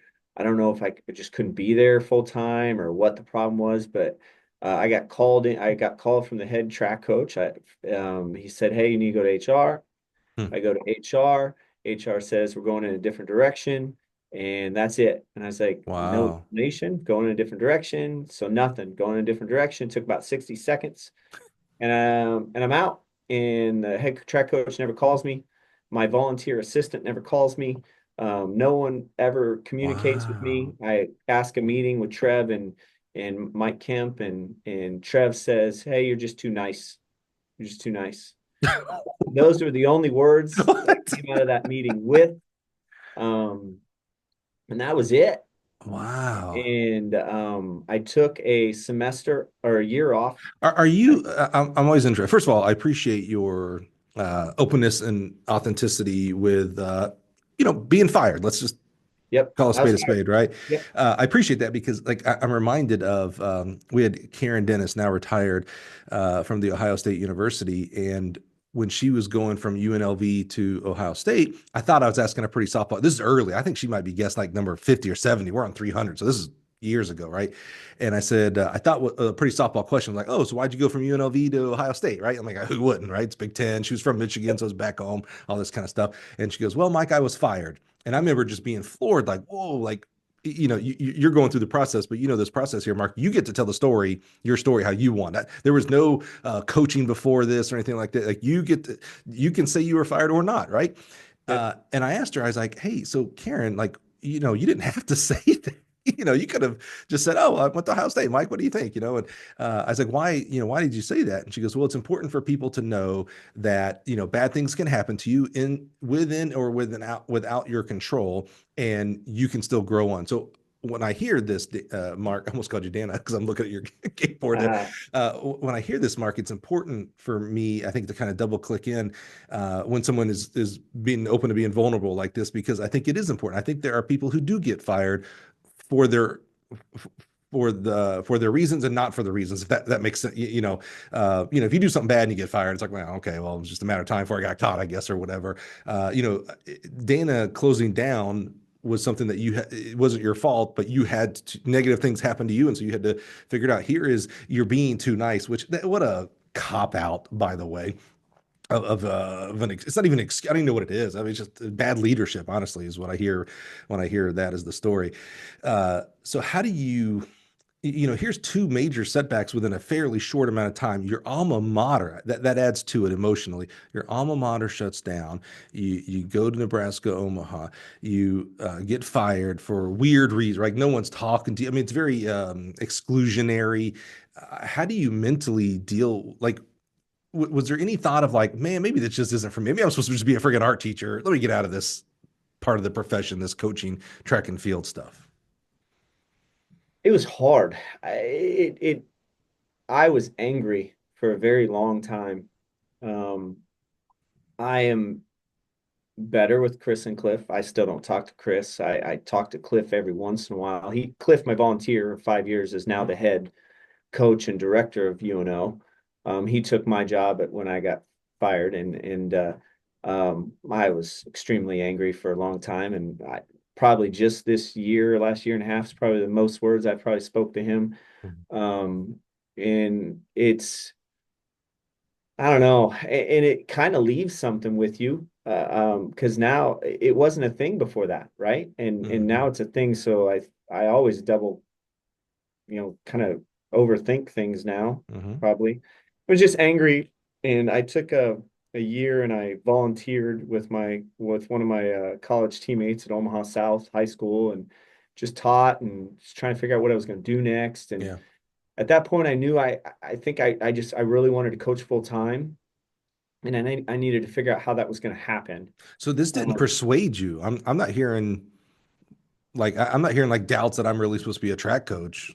no, I loved doing it, Hmm. and I don't always have confidence in myself and what I'm doing, but and I probably lack some self-confidence sometimes here and there, but going back to, just when I was younger, you said it, and now I think about it, challenge person. Mm-hmm. I've never heard anybody tell me that, but maybe that's a thing. And it just, I wasn't sure what I was gonna do. I remarried, and just a second. I'm doing something, okay? I don't have any. It's gonna be probably another hour. Yes. Sorry. No worries. Here. No, they're right there. Sorry. My bad, my bad. No worries. Anyway, Real so life happens, man. Just because we hit yes. record don't mean real life stops. All good, Mark. And so was and I'd remarried, Hmm. we had kids, she's teaching, I'm teaching, life's going. Hmm. Um Teaching starting to change. It's not as fun. Hmm. The parents are kind of controlling things now. We're kids are running the asylum at this point, and it was becoming, it was just difficult. And so I'm helping out at Omaha South. I'm applying to a couple places. I get a couple interviews, and actually just driving by Salina at Kansas Wesleyan. I was interviewing at Kansas Wesleyan. I walk out of the interview, and I get called from Kurt while I'm in the interview. So I have to call him back at Missouri Western, like, hey, why don't you come interview? And I said, okay, cool. And the other programs I'd interviewed for were smaller. I'd interviewed at UNI. That's a little bit bigger, but I was never going to be hired there. They were always going to hire who they did. Will Palmer at Florida and I were both interviewing for that job, is what I was told. But anyway, side story. But Kansas Wesleyan and some of that, and then Mo West calls, and it's a unique thing. They don't have a program. They don't. Mm. They're trying to start a program, and so it's like, wow, this is crazy. And so I did a ton of research on the MIAA. I did so much. I made up a whole schedule for cross indoor and outdoor. I had the Griffin logos on it. I went through the MIAA with a fine-tooth comb on where could we score, what do we need to recruit first to score, and try to dig in there. It wasn't like, hey, we're going to build a program and survive. Like, I wanted to be competitive. Right. And so I went into the interview, and I just had It was just for the all head this. head coaching job? Yes, to run the thing, Wow. Yeah, yeah, yeah. to run the thing. And I had all this stuff, and I know I wasn't the best candidate. And I can tell you that I know, because the head coach at Pittsburgh State was one of the candidates, Hmm. and not the most experienced or anything like that, but I had so much stuff. And I was told that later on, like, you were just so much more prepared on what you wanted to Hmm. do, what you were going to do, where you were going to do it, how you were going to do it. And I'm on the golf course with my stepdad, and I get the phone call, like, hey, we're gonna hire you. I'm like, Wow. and like, I didn't really think I was gonna get the job, like, Right, right, right. and I was like, oh my, what? And like, now I gotta move. I gotta call my wife, All like, right. hey, um, we've already started the school year. We're 3 weeks in, and we're gonna move. You good? And And so I do that, and I move into the dorms, and I'm in the dorms for a little bit while we actually decided to build a house. Jill stayed with the kids. Josie was one, maybe. We got the house sold in like 12 hours. Wow. We should ask for more, but she moves in with my sister in this little spot, and with the kids, and keeps teaching because she can't break her contract yet, and the house getting built.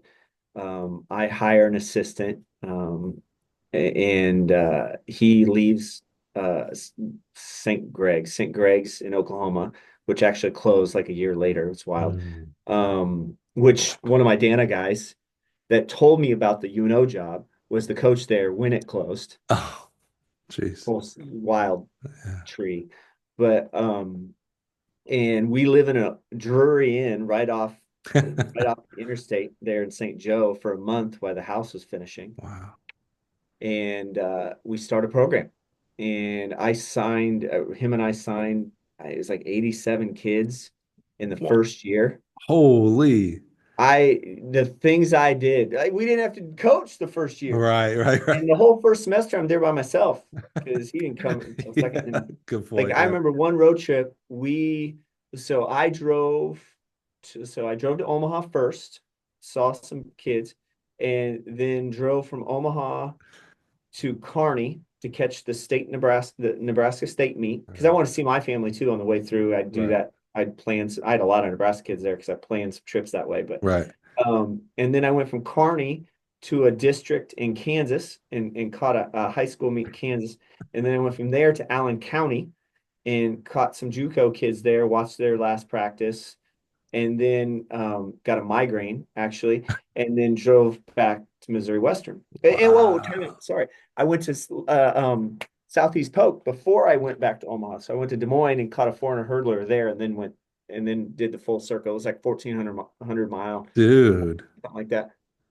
But that was my weekends and my weeks. I was going to meets, I was going to schools, All right. I was having group visits, so many kids on campus, and be first was the motto, selling the daylights out of that. And it was nuts. And we had a tremendously talented group. I signed Riley Gorham was one of two people in the at the time 99-year history of Missouri to win I think it was like 12 state championships. Oh, wow.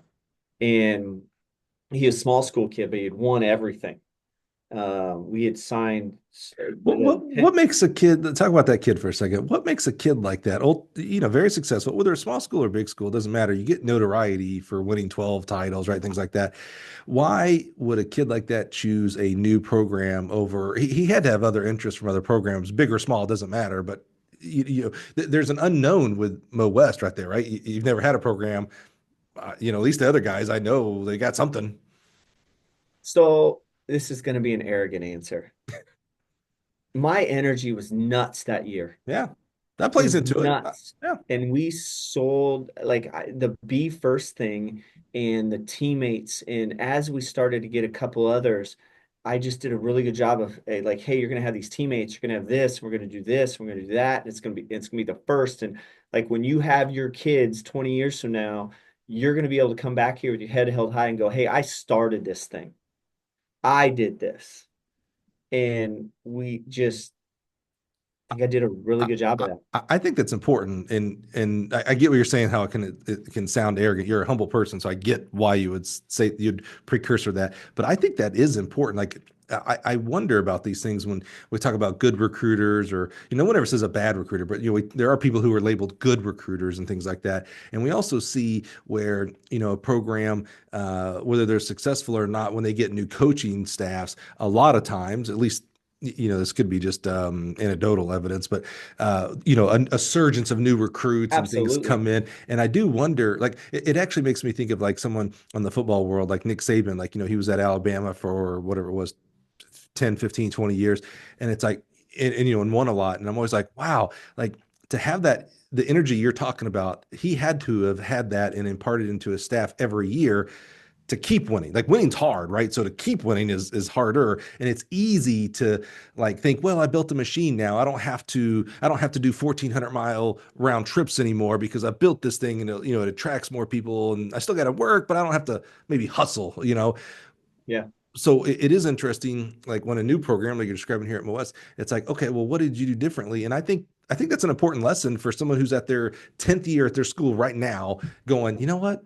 Maybe I need to do that every once in a while. Maybe I need to jump back and act like I'm a new program and Yeah. don't have anything to sell. I don't know. It's just Easier interesting. said than done, For but yeah, sure. For sure. 100% what you just Yeah. said. And I was just I was scrappy. Hmm. I was everywhere. Like I signed the state champ 5A state champion in the shot put with no shot put coach and no facilities. Hmm.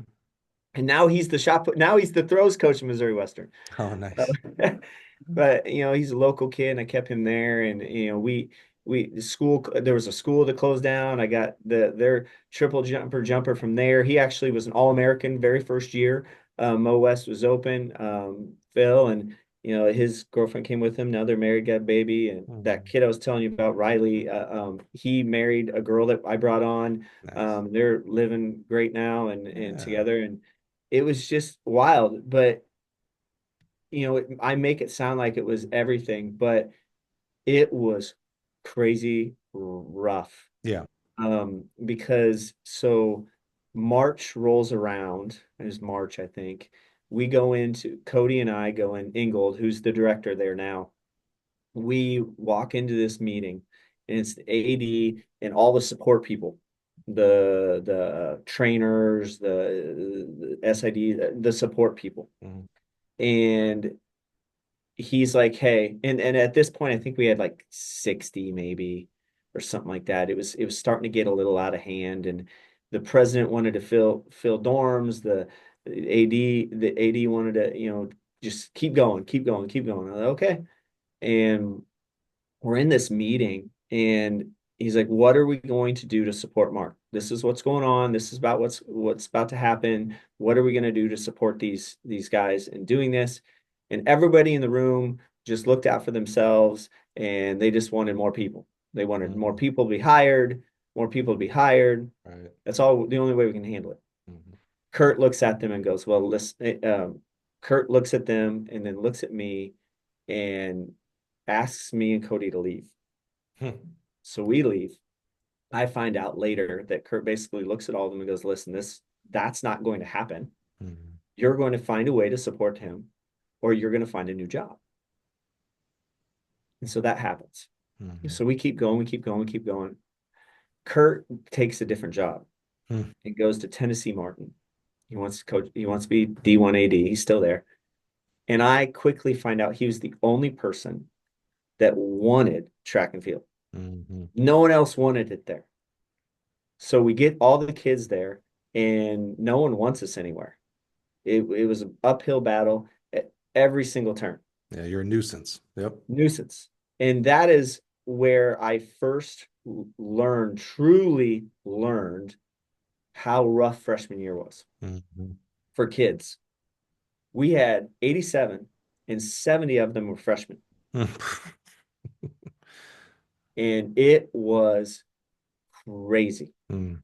And it was hard, and there was grade issues, there was behavior issues, there was just the kids quit, and it was not great. Mhm. And we hire a new AD. He has no clue, like, the build up and the energy and all the stuff that went into it, and the amount of time I put into it, and how dedicated I was to the community.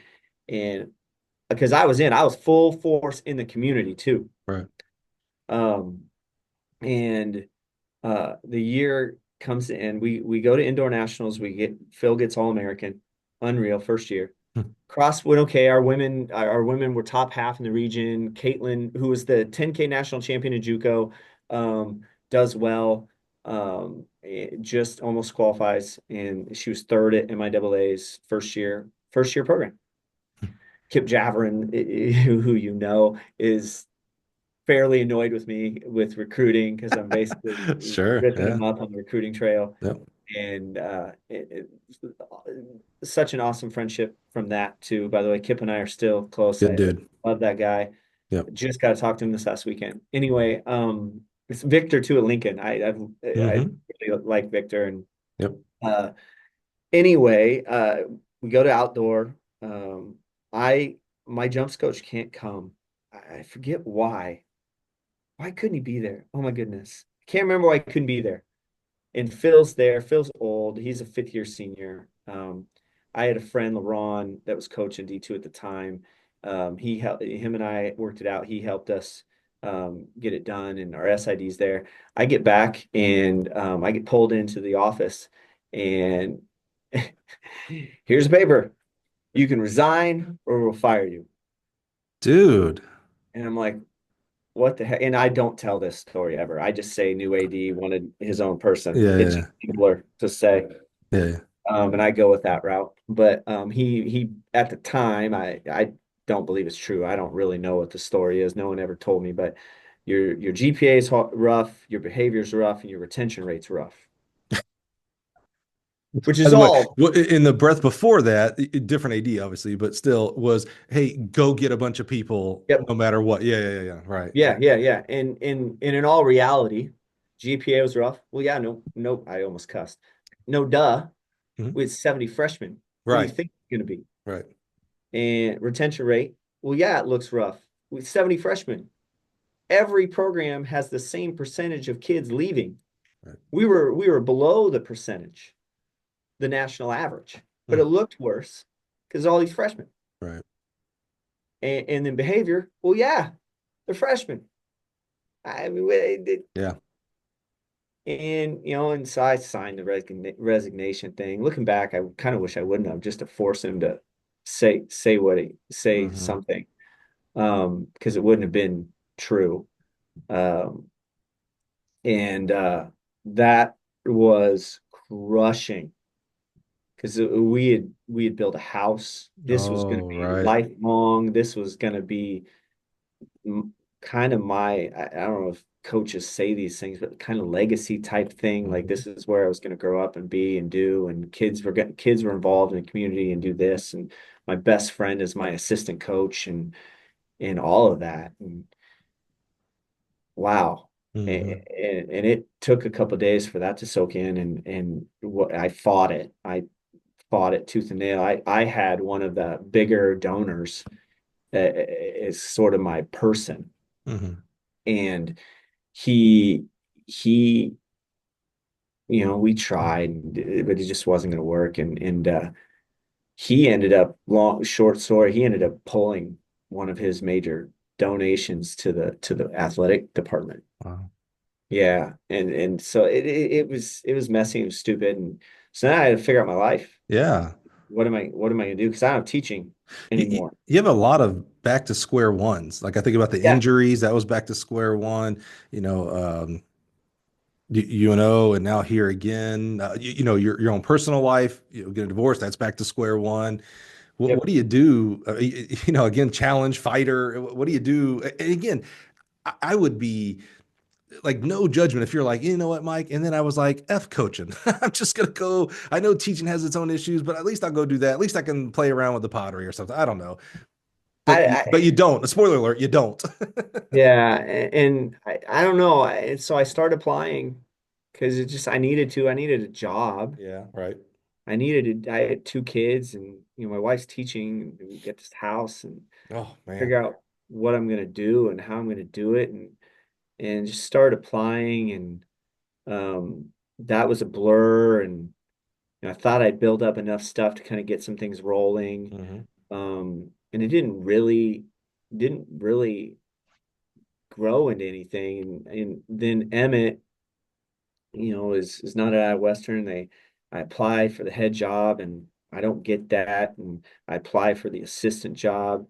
Doug Marshall gets the head job, and Hmm. I apply for the assistant job. It's back home, and it's like a ginormous pay cut. Hmm. And he wasn't gonna hire me right away. There was some skepticism there, I guess, but then he did, and thank God. And started Iowa Western. I'll be honest, I wasn't here that first year. I wasn't super present.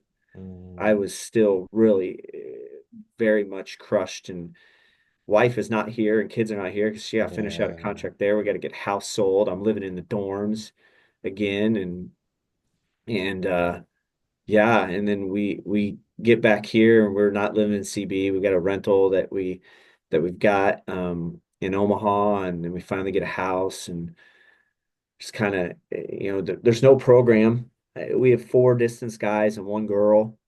So start, like you said, start over again. And Hmm. um, just go back at it again and grow it again and get it rolling again. And Do you have the same oomph to you? Like not right off the bat. yeah, Not yeah, right off the bat. I was the Mo West thing really, and it's still yeah. does. Sure, I'm sure, sure. way better place than I was, but it still angers me off and on. I visit now, which I didn't there for a long time, Hmm. but and I'll come back to that. But no, but I needed a recruit and I Hmm. needed a team.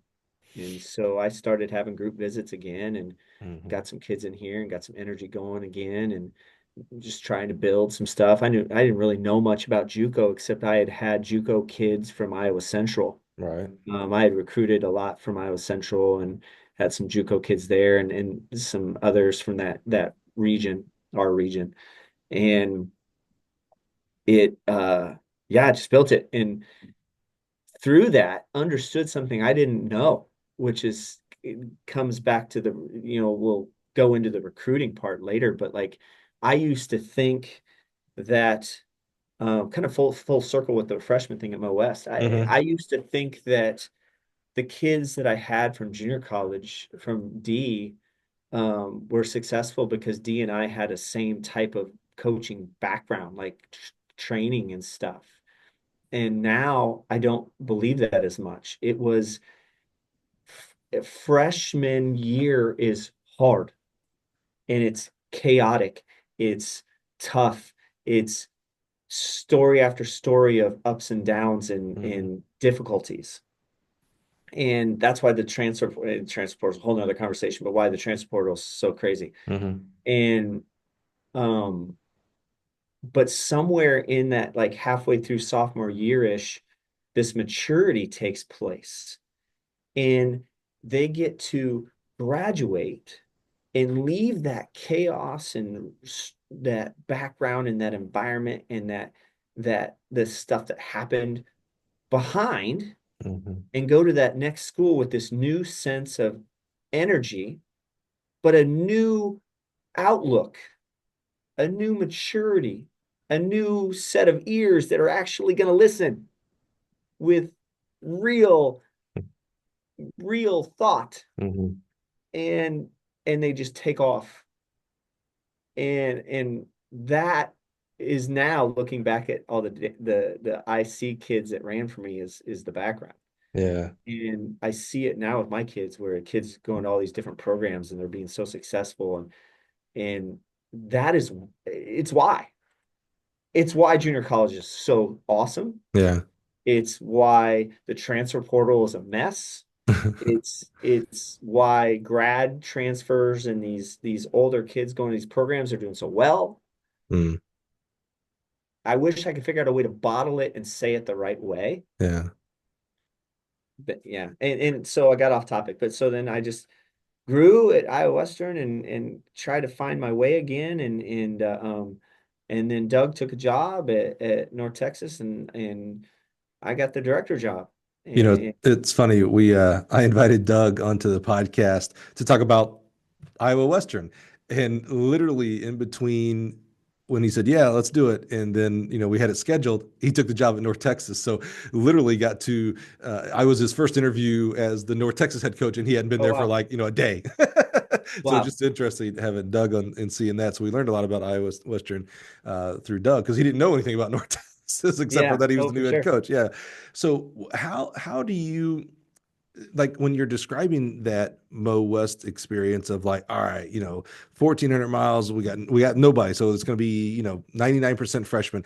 That's like when you're saying that, I was like, oh my god, well, I mean that gave you the best practice you can have for junior college, regardless if it's an established program or not. Because one of the things that I am like, I just tell people like I'm so enamored with junior college coaches. It's the toughest job in the world, and the reason I say that is, as a high school coach uh, to get your kids recruited to college, that's hard, right? You got to make connections and network. You got to advise the kid and their family in proper ways. You got to drop your ego and say, you know what, it's not.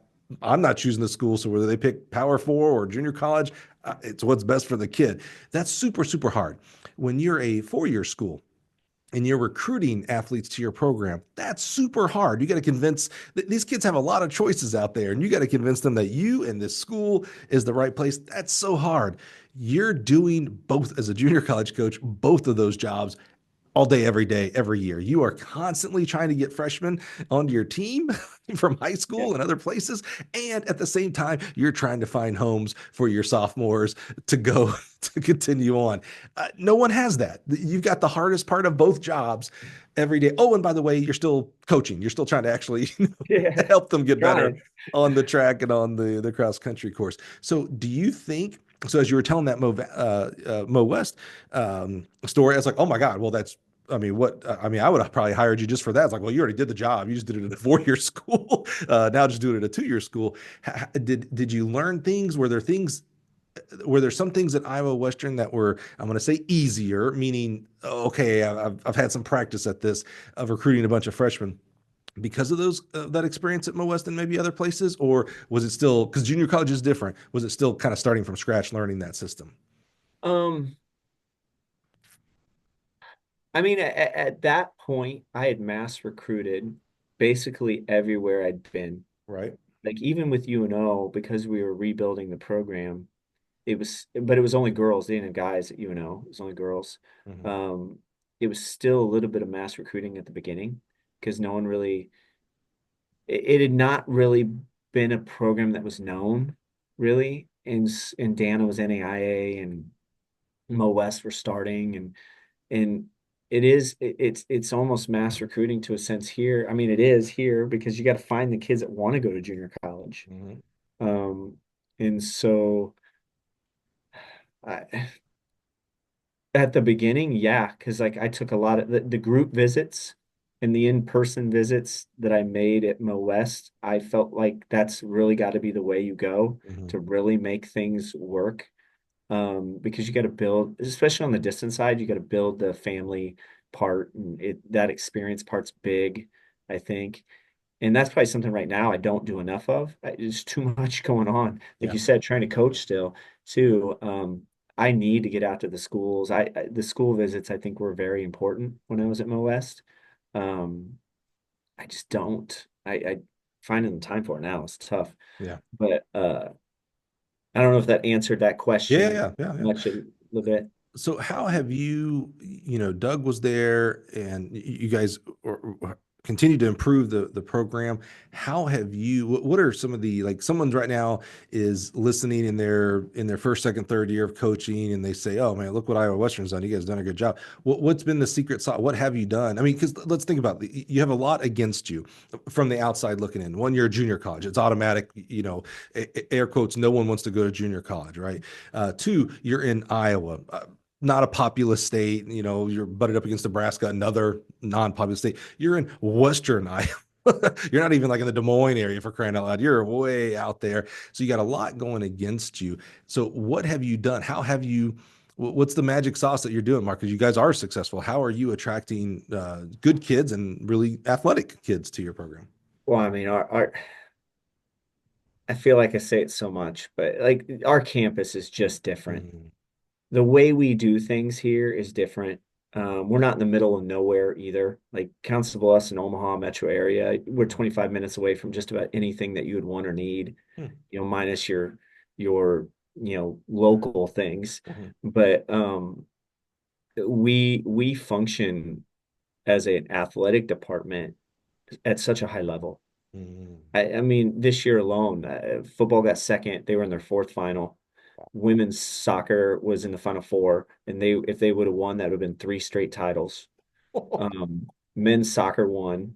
Holy Our cow. cross team was second. We won the national half marathon championship. We had a national champion with Barnabas winning the half marathon, breaking the national record. That's just the fall, and Yeah, right. I'm missing something Yeah. probably. Dance just won last night.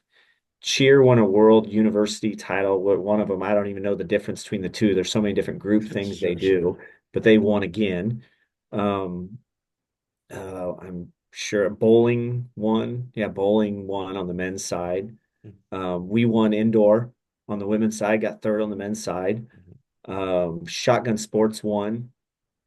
that's just the winter. Yeah. And now we saw spring. Right. And it's just, and when we got here, volleyball had won a back-to-back title. Doug had, took the track program to back-to-back indoors and won an Mhm. outdoor. Women's soccer or men's soccer had won another one in there. Football.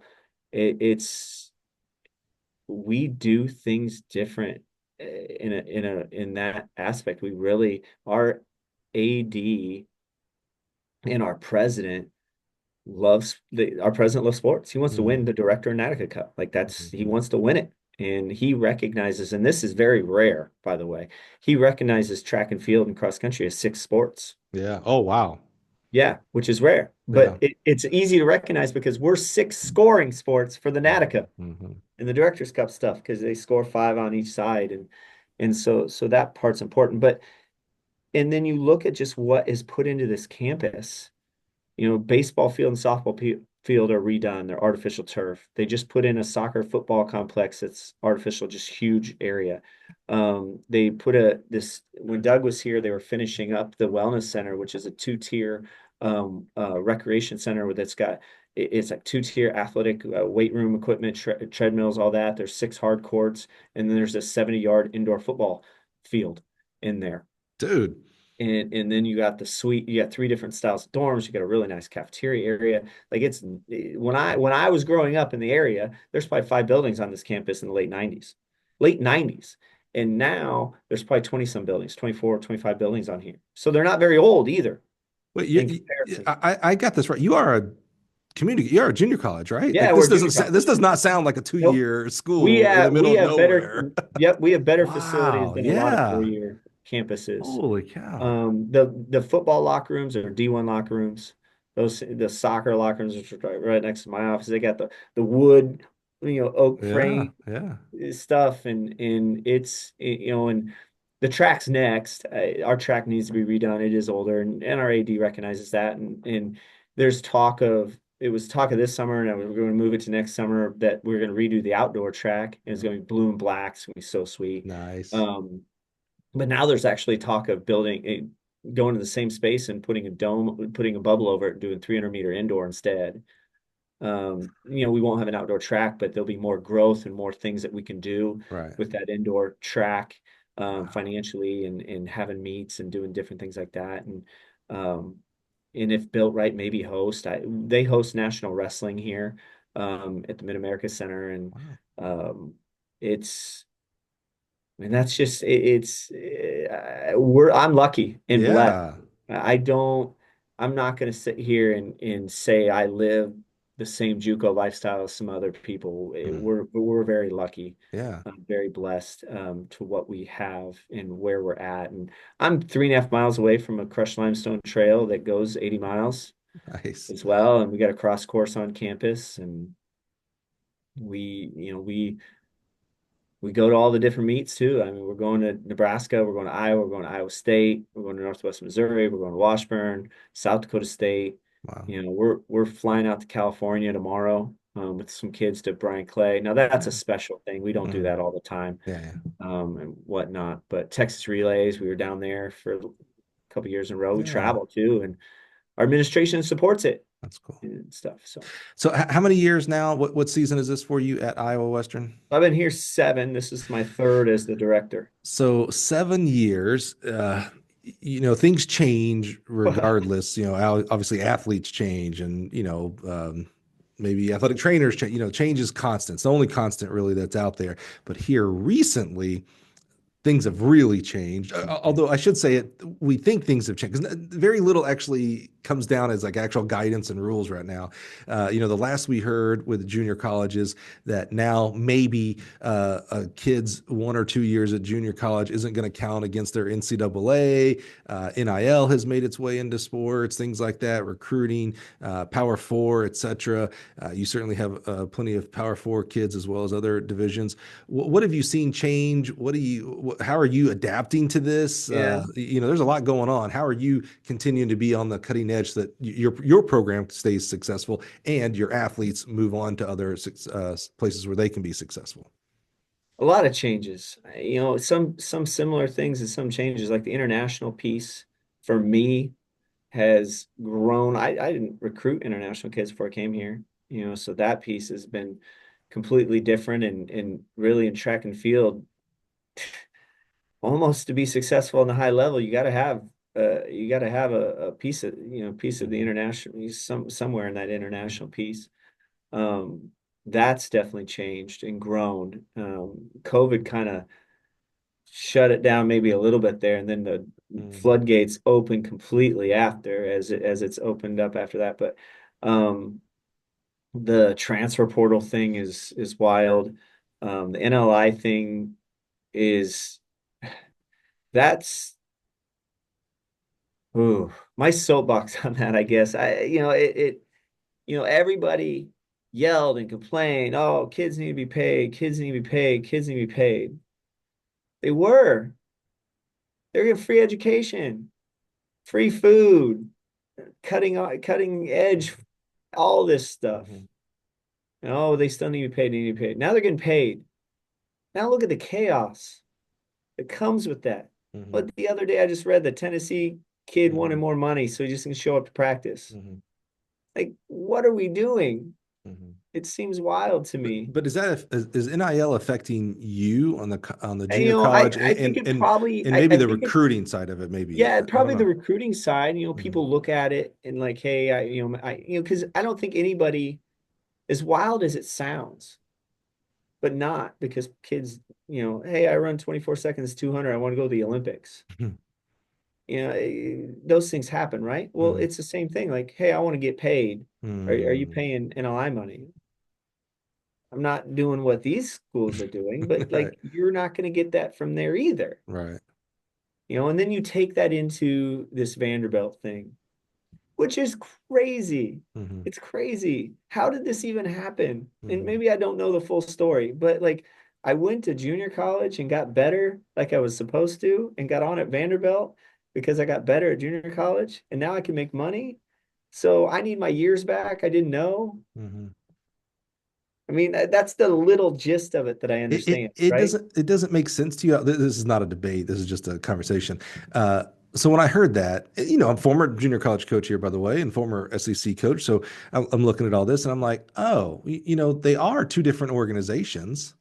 So, and I don't know that I'm pro or again pro or positive towards it, but it did, like, I'm a curious person. I like to ask a lot of questions and think about solutions and stuff, and it's like, well, they are two different organizations. Why does it count? I don't know. Maybe he's right. And who are you concerned?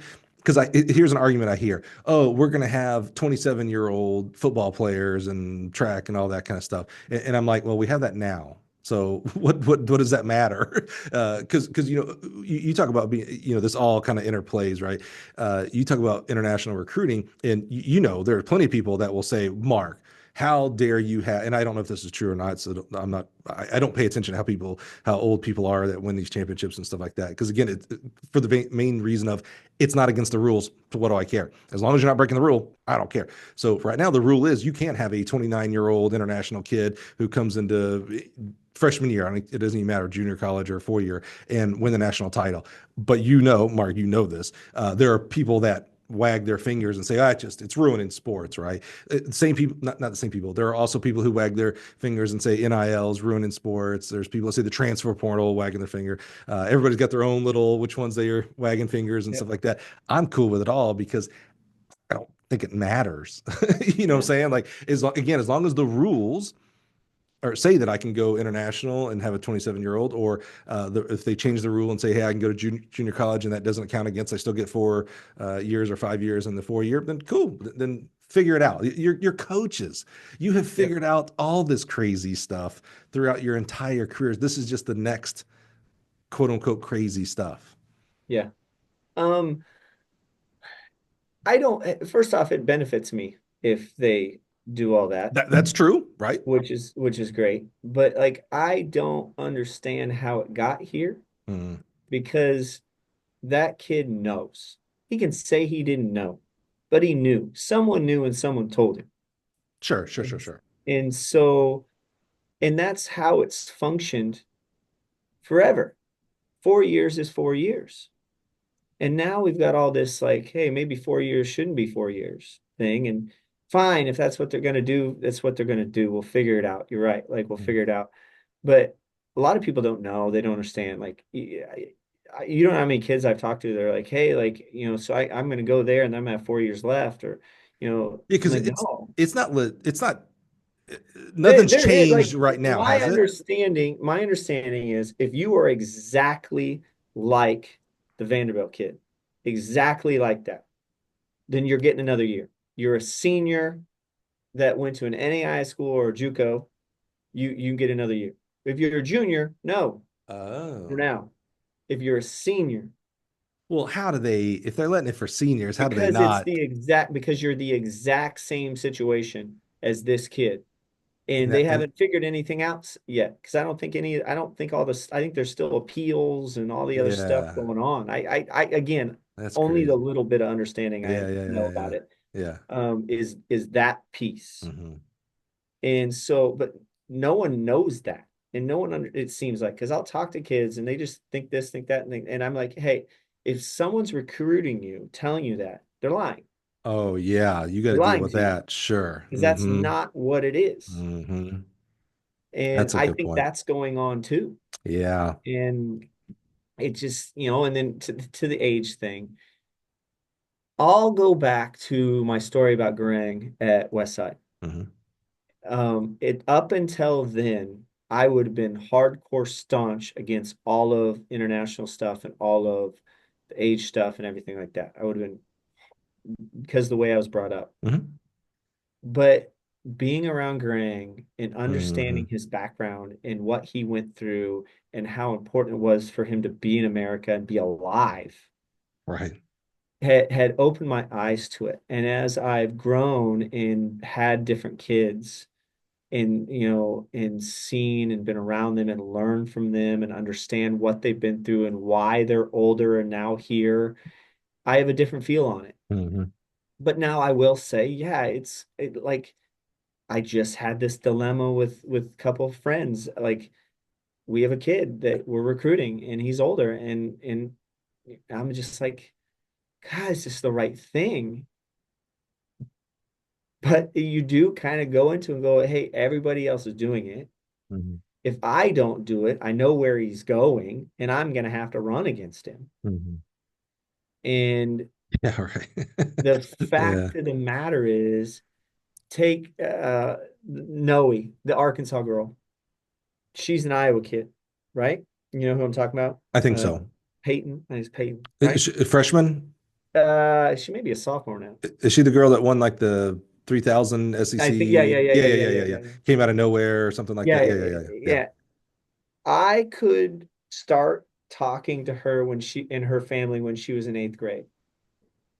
I could go to every meet. I could go to family functions. I could do that for 4 years straight from eighth grade to junior year, just to pray that she comes and visits my campus. And she's not visiting. Hmm. She's not coming here. Right. But I could get on Instagram. I could find a girl from a different, I did actually. Well, let's tell the story. A Moroccan girl Yeah. from the world list, talk to her for 10 minutes on Instagram and then sign her. Hmm. And she Wow. runs the same exact time as Peyton did in high school. Right. I would love to have all these athletes from America that are 18 all over Iowa, and I'll continue to recruit them. I would love it. But the fact is, and I think this is the same thing with probably some of the universities, is that multiple things. First off, they're not coming here nine out of 10 times. Right. Second, you have no clue how they're going to deal with freshman year. None. None. Right. You don't know if they're going to sleep right. You don't know if they're going to eat right. You don't know. Everybody wants to blame the coach for injuries. But if you're not eating and sleeping, no matter what the coach is doing, you may get hurt anyway. Yep. In the stress of freshman year. And then are they going to pass classes? Are they going to go to class? Versus, we'll go to this, the international kid. My kids from Africa have some of the best GPAs on my team. Hmm. Why? Why? Ask the question why. Because they care. Hmm. They were given this opportunity that's going to change their family, change their village, Right. change their way of life, and they care about it. And so they can't screw it up because they're Right. not just screwing it up for themselves, they're screwing it up from their family and their village. Right. And so there's perspectives that all the people that are angry and annoyed with that I get, but they don't fully understand. But then, like, you get to the age thing, and this professional stuff is kind of a little out of hand, and I'm in that boat too. Hmm. Um, but that part of it's getting a little questionable. Hmm. I would say, we're bringing some professional runners over that Yeah. are Yeah. probably already been paid. Right. But then again, some of these kids are getting paid in college more than they're Yeah. getting paid Yeah. professionally to run too. Yeah. I Yeah. I don't know. I just the kind of I have a kind of the contrarian view to a lot of these things is again, as long as it's within the rules, then you make your choices. There are programs out there that do not recruit any sprinters. They're going to be a distance only program. Am I supposed to wag my finger and say, "How dare you not have a full Yeah. track team? How dare you exclude sprinters?" Or does that coach get to look at other schools and go, "Oh my God, you're recruiting sprinters? I'm a distance only program. How dare you? I can't compete against that." It's like, well, that's your choice or your school's, Our sport, right? Like our yeah. sport is you can do that. Yeah, I'm going So to do throwers and distance, or I'm yeah. going to do sprints, or I'm going to do distance program, or So if you're someone who, whatever the term is, I'm only going to recruit Americans, cool. That is your choice. Bravo. I hope you're success. I'm rooting for you, coach. If you're Mhm. a coach that says, hey, well, it's within the rules, I can go, I got the whole world to recruit here. I'm going to do that. Bravo. I hope you're successful, coach. I mean, it Yeah. just, Oh, for again, sure. as long as you're not breaking the rules, have at it. You But can, you know what's fun? I can take all of them, and you get 2 years to get better, and then you can go to those schools. that's right. Yeah, exactly. I Yeah, mean, it exactly. to kind of I got off on what you were talking about by saying that, but it's true. Like you have all this woe is me on Twitter and Hmm. social media about the high school senior Hmm. not getting recruited, and they're not wrong. They're not wrong. You can't fool yourself. It's grad transfers and internationals, or transfer portal and internationals, and then it's the high school senior. Hmm. That is what it is. And but like you have all this woe is me stuff, but you don't have to have that. You just got to pick a different option. Hmm. You just got to think outside the box. Yeah. How am I going to get there in a different way? Do you come to junior college?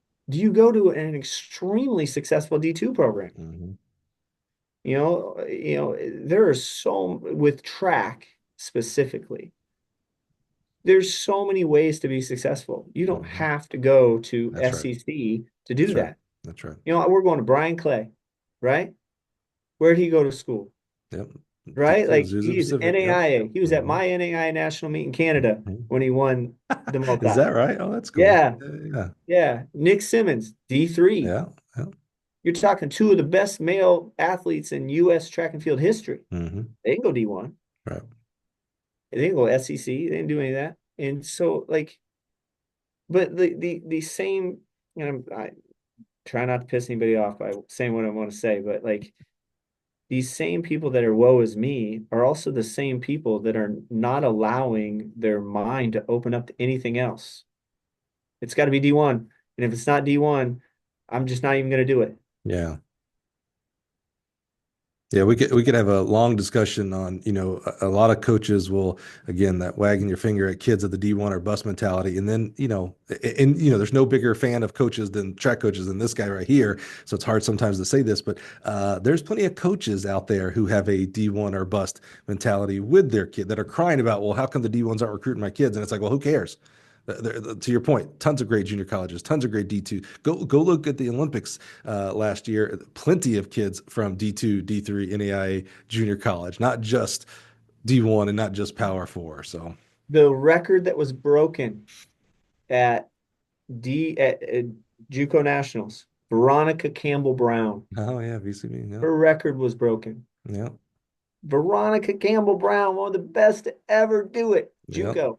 Yep. Like Lord, it, Lord, I know it. That was my conference in my time yeah, frame. it's Yep. just it's wild and and then you got the other thing like, oh well, it's D1, it's D2, it's D3, it's NAI, and then JUCO's at the bottom. Mhm. I remember having this conversation with a Omaha coach about a jumper. He's like, oh my kid jumps 22 10. He needs a scholarship. He needs a big scholarship to come to Iowa Western. I was like, listen, man, like we're friends, and I hear what you're saying, but like I don't think you understand. And so I was like, do you have your laptop in front of you? He's Mhm. like, yeah. So like, put in T-first. He had no clue what T-first is. Mhm. Puts it in. I so put it in and go long and go to long jump. You could hear his mind blow through the phone. Yeah, yeah, yeah. Which is crazy in today's world. I mean, I can find any result at all time anywhere. Like it, yeah. All right. Mark, you know what's interesting is in our pre-interview, one of the things I do is kind of behind the curtains for you guys and gals that are listening. You always talk, we have this scheduled, we have it on our calendars, but I always, I just do a kind of a check-in, like, hey, we still good until, noon our time. And you're like, oh man, 2 hours, Mike. And I was like, for a little bit, I was like, Mark, it's been on your calendar, bro. Yeah, 2 hours. And I could see the little bit of like, I don't know, 2 hours. I don't know that I'm good. I got to. We are well over our 2 hour mark, Wow. and I could continue having this conversation because for many reasons. One, junior college, air quotes here, being on the bottom of all these other divisions. Is right in the thick of all of these changes happening, and we could continue this conversation in many many ways. Not only the importance of junior college, but maybe the continued more importance of junior college as it relates to college athletics. So it's just funny to me that you were like 2 hours, and I'm like, Mark, we over, man. I got another one coming up. I got to get lunch. We got to go. So we are going to wrap this up. But Mark, one, thank you. The most valuable thing you can ever give me is your time, and I'm really grateful. You're getting ready to fly out. You're in the middle of the track season. Sometimes I'll have somebody apologize to me about doing something, not being able to do something for me, and I'm like, dude, you ain't got to apologize. It's track season, bro. Trust me, no one gets it more than I am. I'm dealing with all of y'all at one time here. Yeah. So just completely grateful for your time. Two, let's continue this conversation. We just started a few weeks ago the Gill 1918 project, kind of the TED Talks of Track and Field podcast, if you will. And I think there's a lot of great topics that you and many of your peers, D and other people, I think what a great story to end there when you talked about your friend in Omaha. How do we continue, even though I can Google it and TFERS it right now, how do we continue that message of like, hey man, I know you think junior college is down here because it's 2 years or whatever, but performance wise, dude, go look at eighth place at nationals in the long jump. I guarantee it doesn't start with a 22. Maybe the women's starts with 22, Yeah. but the men ain't starting with a 22. Trust me, trust me. So let's continue those type of conversations on the Gill 1918 project, because I think those are extremely valuable to others out there. And for you, Mark, you said something earlier. I can't remember where in your history. I want to say it was around UNO and Mo West and stuff. You said something about not having a great self confidence, and what you were describing there. Something we've talked about in the past here on the podcast is a little bit of imposter syndrome. We all get it. We can either fool ourselves and tell ourselves that we don't. No, I've never had imposter syndrome, or we can be open and honest with ourselves. We can have imposter syndrome around being a dad, being a spouse, being an athlete, being a coach. There's sometimes you think like, man, am I really? I mean, gosh, sometimes I pinch myself, Mark, honestly, sitting in this chair as a host of this show, and I'm like, wow, am I like I have a pretty important job here in the sense of like there's going to be somebody 20 years from now that's going to be able to hear your story because of this podcast, and that's important to me. Like I think about that legacy. You mentioned that word earlier about like others hearing you guys' story. So I'm like, man, am I really the right person to help present Mark's story correctly? And then I realized like, oh, okay, well, no one else is doing it, so I guess I am prepared for it because no one else is doing it. But I heard you say that, and I kind of, because I'm from the outside here, I kind of chuckled a little bit like Mark, what a foolish thing to say, because I just heard your story. A guy who lacks self-confidence doesn't bounce back from a car accident that nearly killed him. A guy that lacks self-confidence doesn't bounce back from your senior year. We all talk about our senior year in high school and how great it was. Someone who lacks self-confidence doesn't bounce back from their alma mater. It's one thing a school closes down. That's devastating. We hear about that every once in a while. Our alma mater is special to us, no matter what you think. So being at the school when it closes down, that's your alma mater. A guy with self-confidence doesn't jump back from that. And then again, I could repeat the whole podcast we just did, 5 other instances where I'm like, yeah, bro, a guy with self-confidence, with a lack of self-confidence doesn't bounce back from you.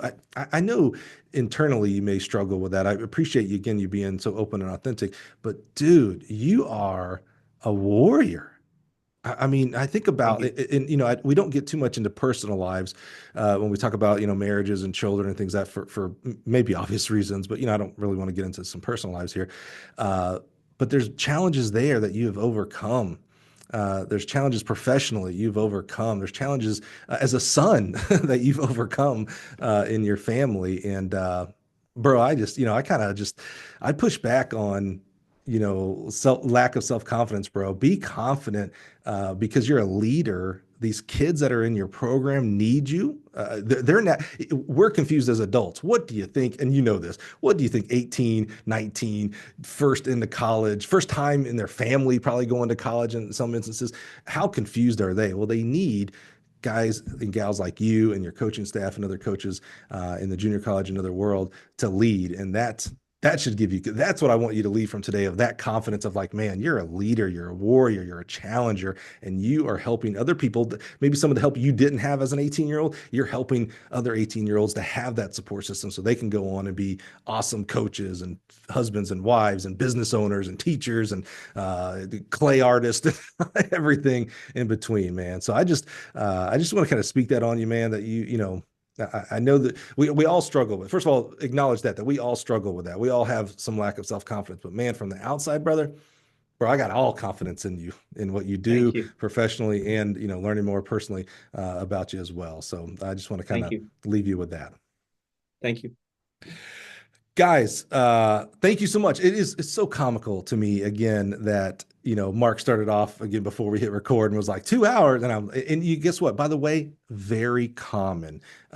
Even though I know Mark knows about the podcast, so it was no secret that how long our podcast goes. But most coaches don't think that their life is interesting enough, or they've done enough, or that they're worthy of like this deep dive into their journey and their career. And I'm here to tell you, after 300 episodes, let's just bunk. I mean, I've done it 300 times. Guys and gals that choose to be track coaches, the positive impact you make on young people, it's immeasurable. I was just on Twitter talking about that. Tony Holler, who's been on the show, was talking about what his kids did, and some waitresses and stuff were remarking about how positive they were and things like that. And I was like, that's it, Tony. No matter how many state titles you do or don't win or whatever, that is your legacy. And I'm so proud to be the guy that kind of sits behind the mic and brings guys like Mark and Tony and other people to show you that their positive impact that they make. So I'm never going to get off the soapbox, by the way. Track coaches are just amazing. And I'm so happy and proud of Mark being on here. And again, Mark's a great example. Again, I don't want to call you foolish, Mark, but this lack of self-confidence, bro, you were so open and honest and authentic, and that is going to help so many people. So Mark, thank you so much, man. I'm grateful for you, and I'm grateful for your time with us today as well. Thank you. Guys, thanks for being here today. Join us next week. We'll do it all over again. And don't forget, so Monday, this stuff goes on, right? These long forms. We're doing Tuesday through Sunday, the Gill 1918 project, 10-minute to 30-minute TED Talks of track and field, where we'll talk about some X's and O's, culture, things like that. I hope you're enjoying them. You're right in the middle of them if you're listening to this right now. And so give me some feedback. And by the way, it's by coaches for coaches, so it doesn't happen without you. So hit me up on Twitter, text, smoke signals, whatever, on how to create your own episode, and we'll get to publishing it. Thanks, guys. Have a great day.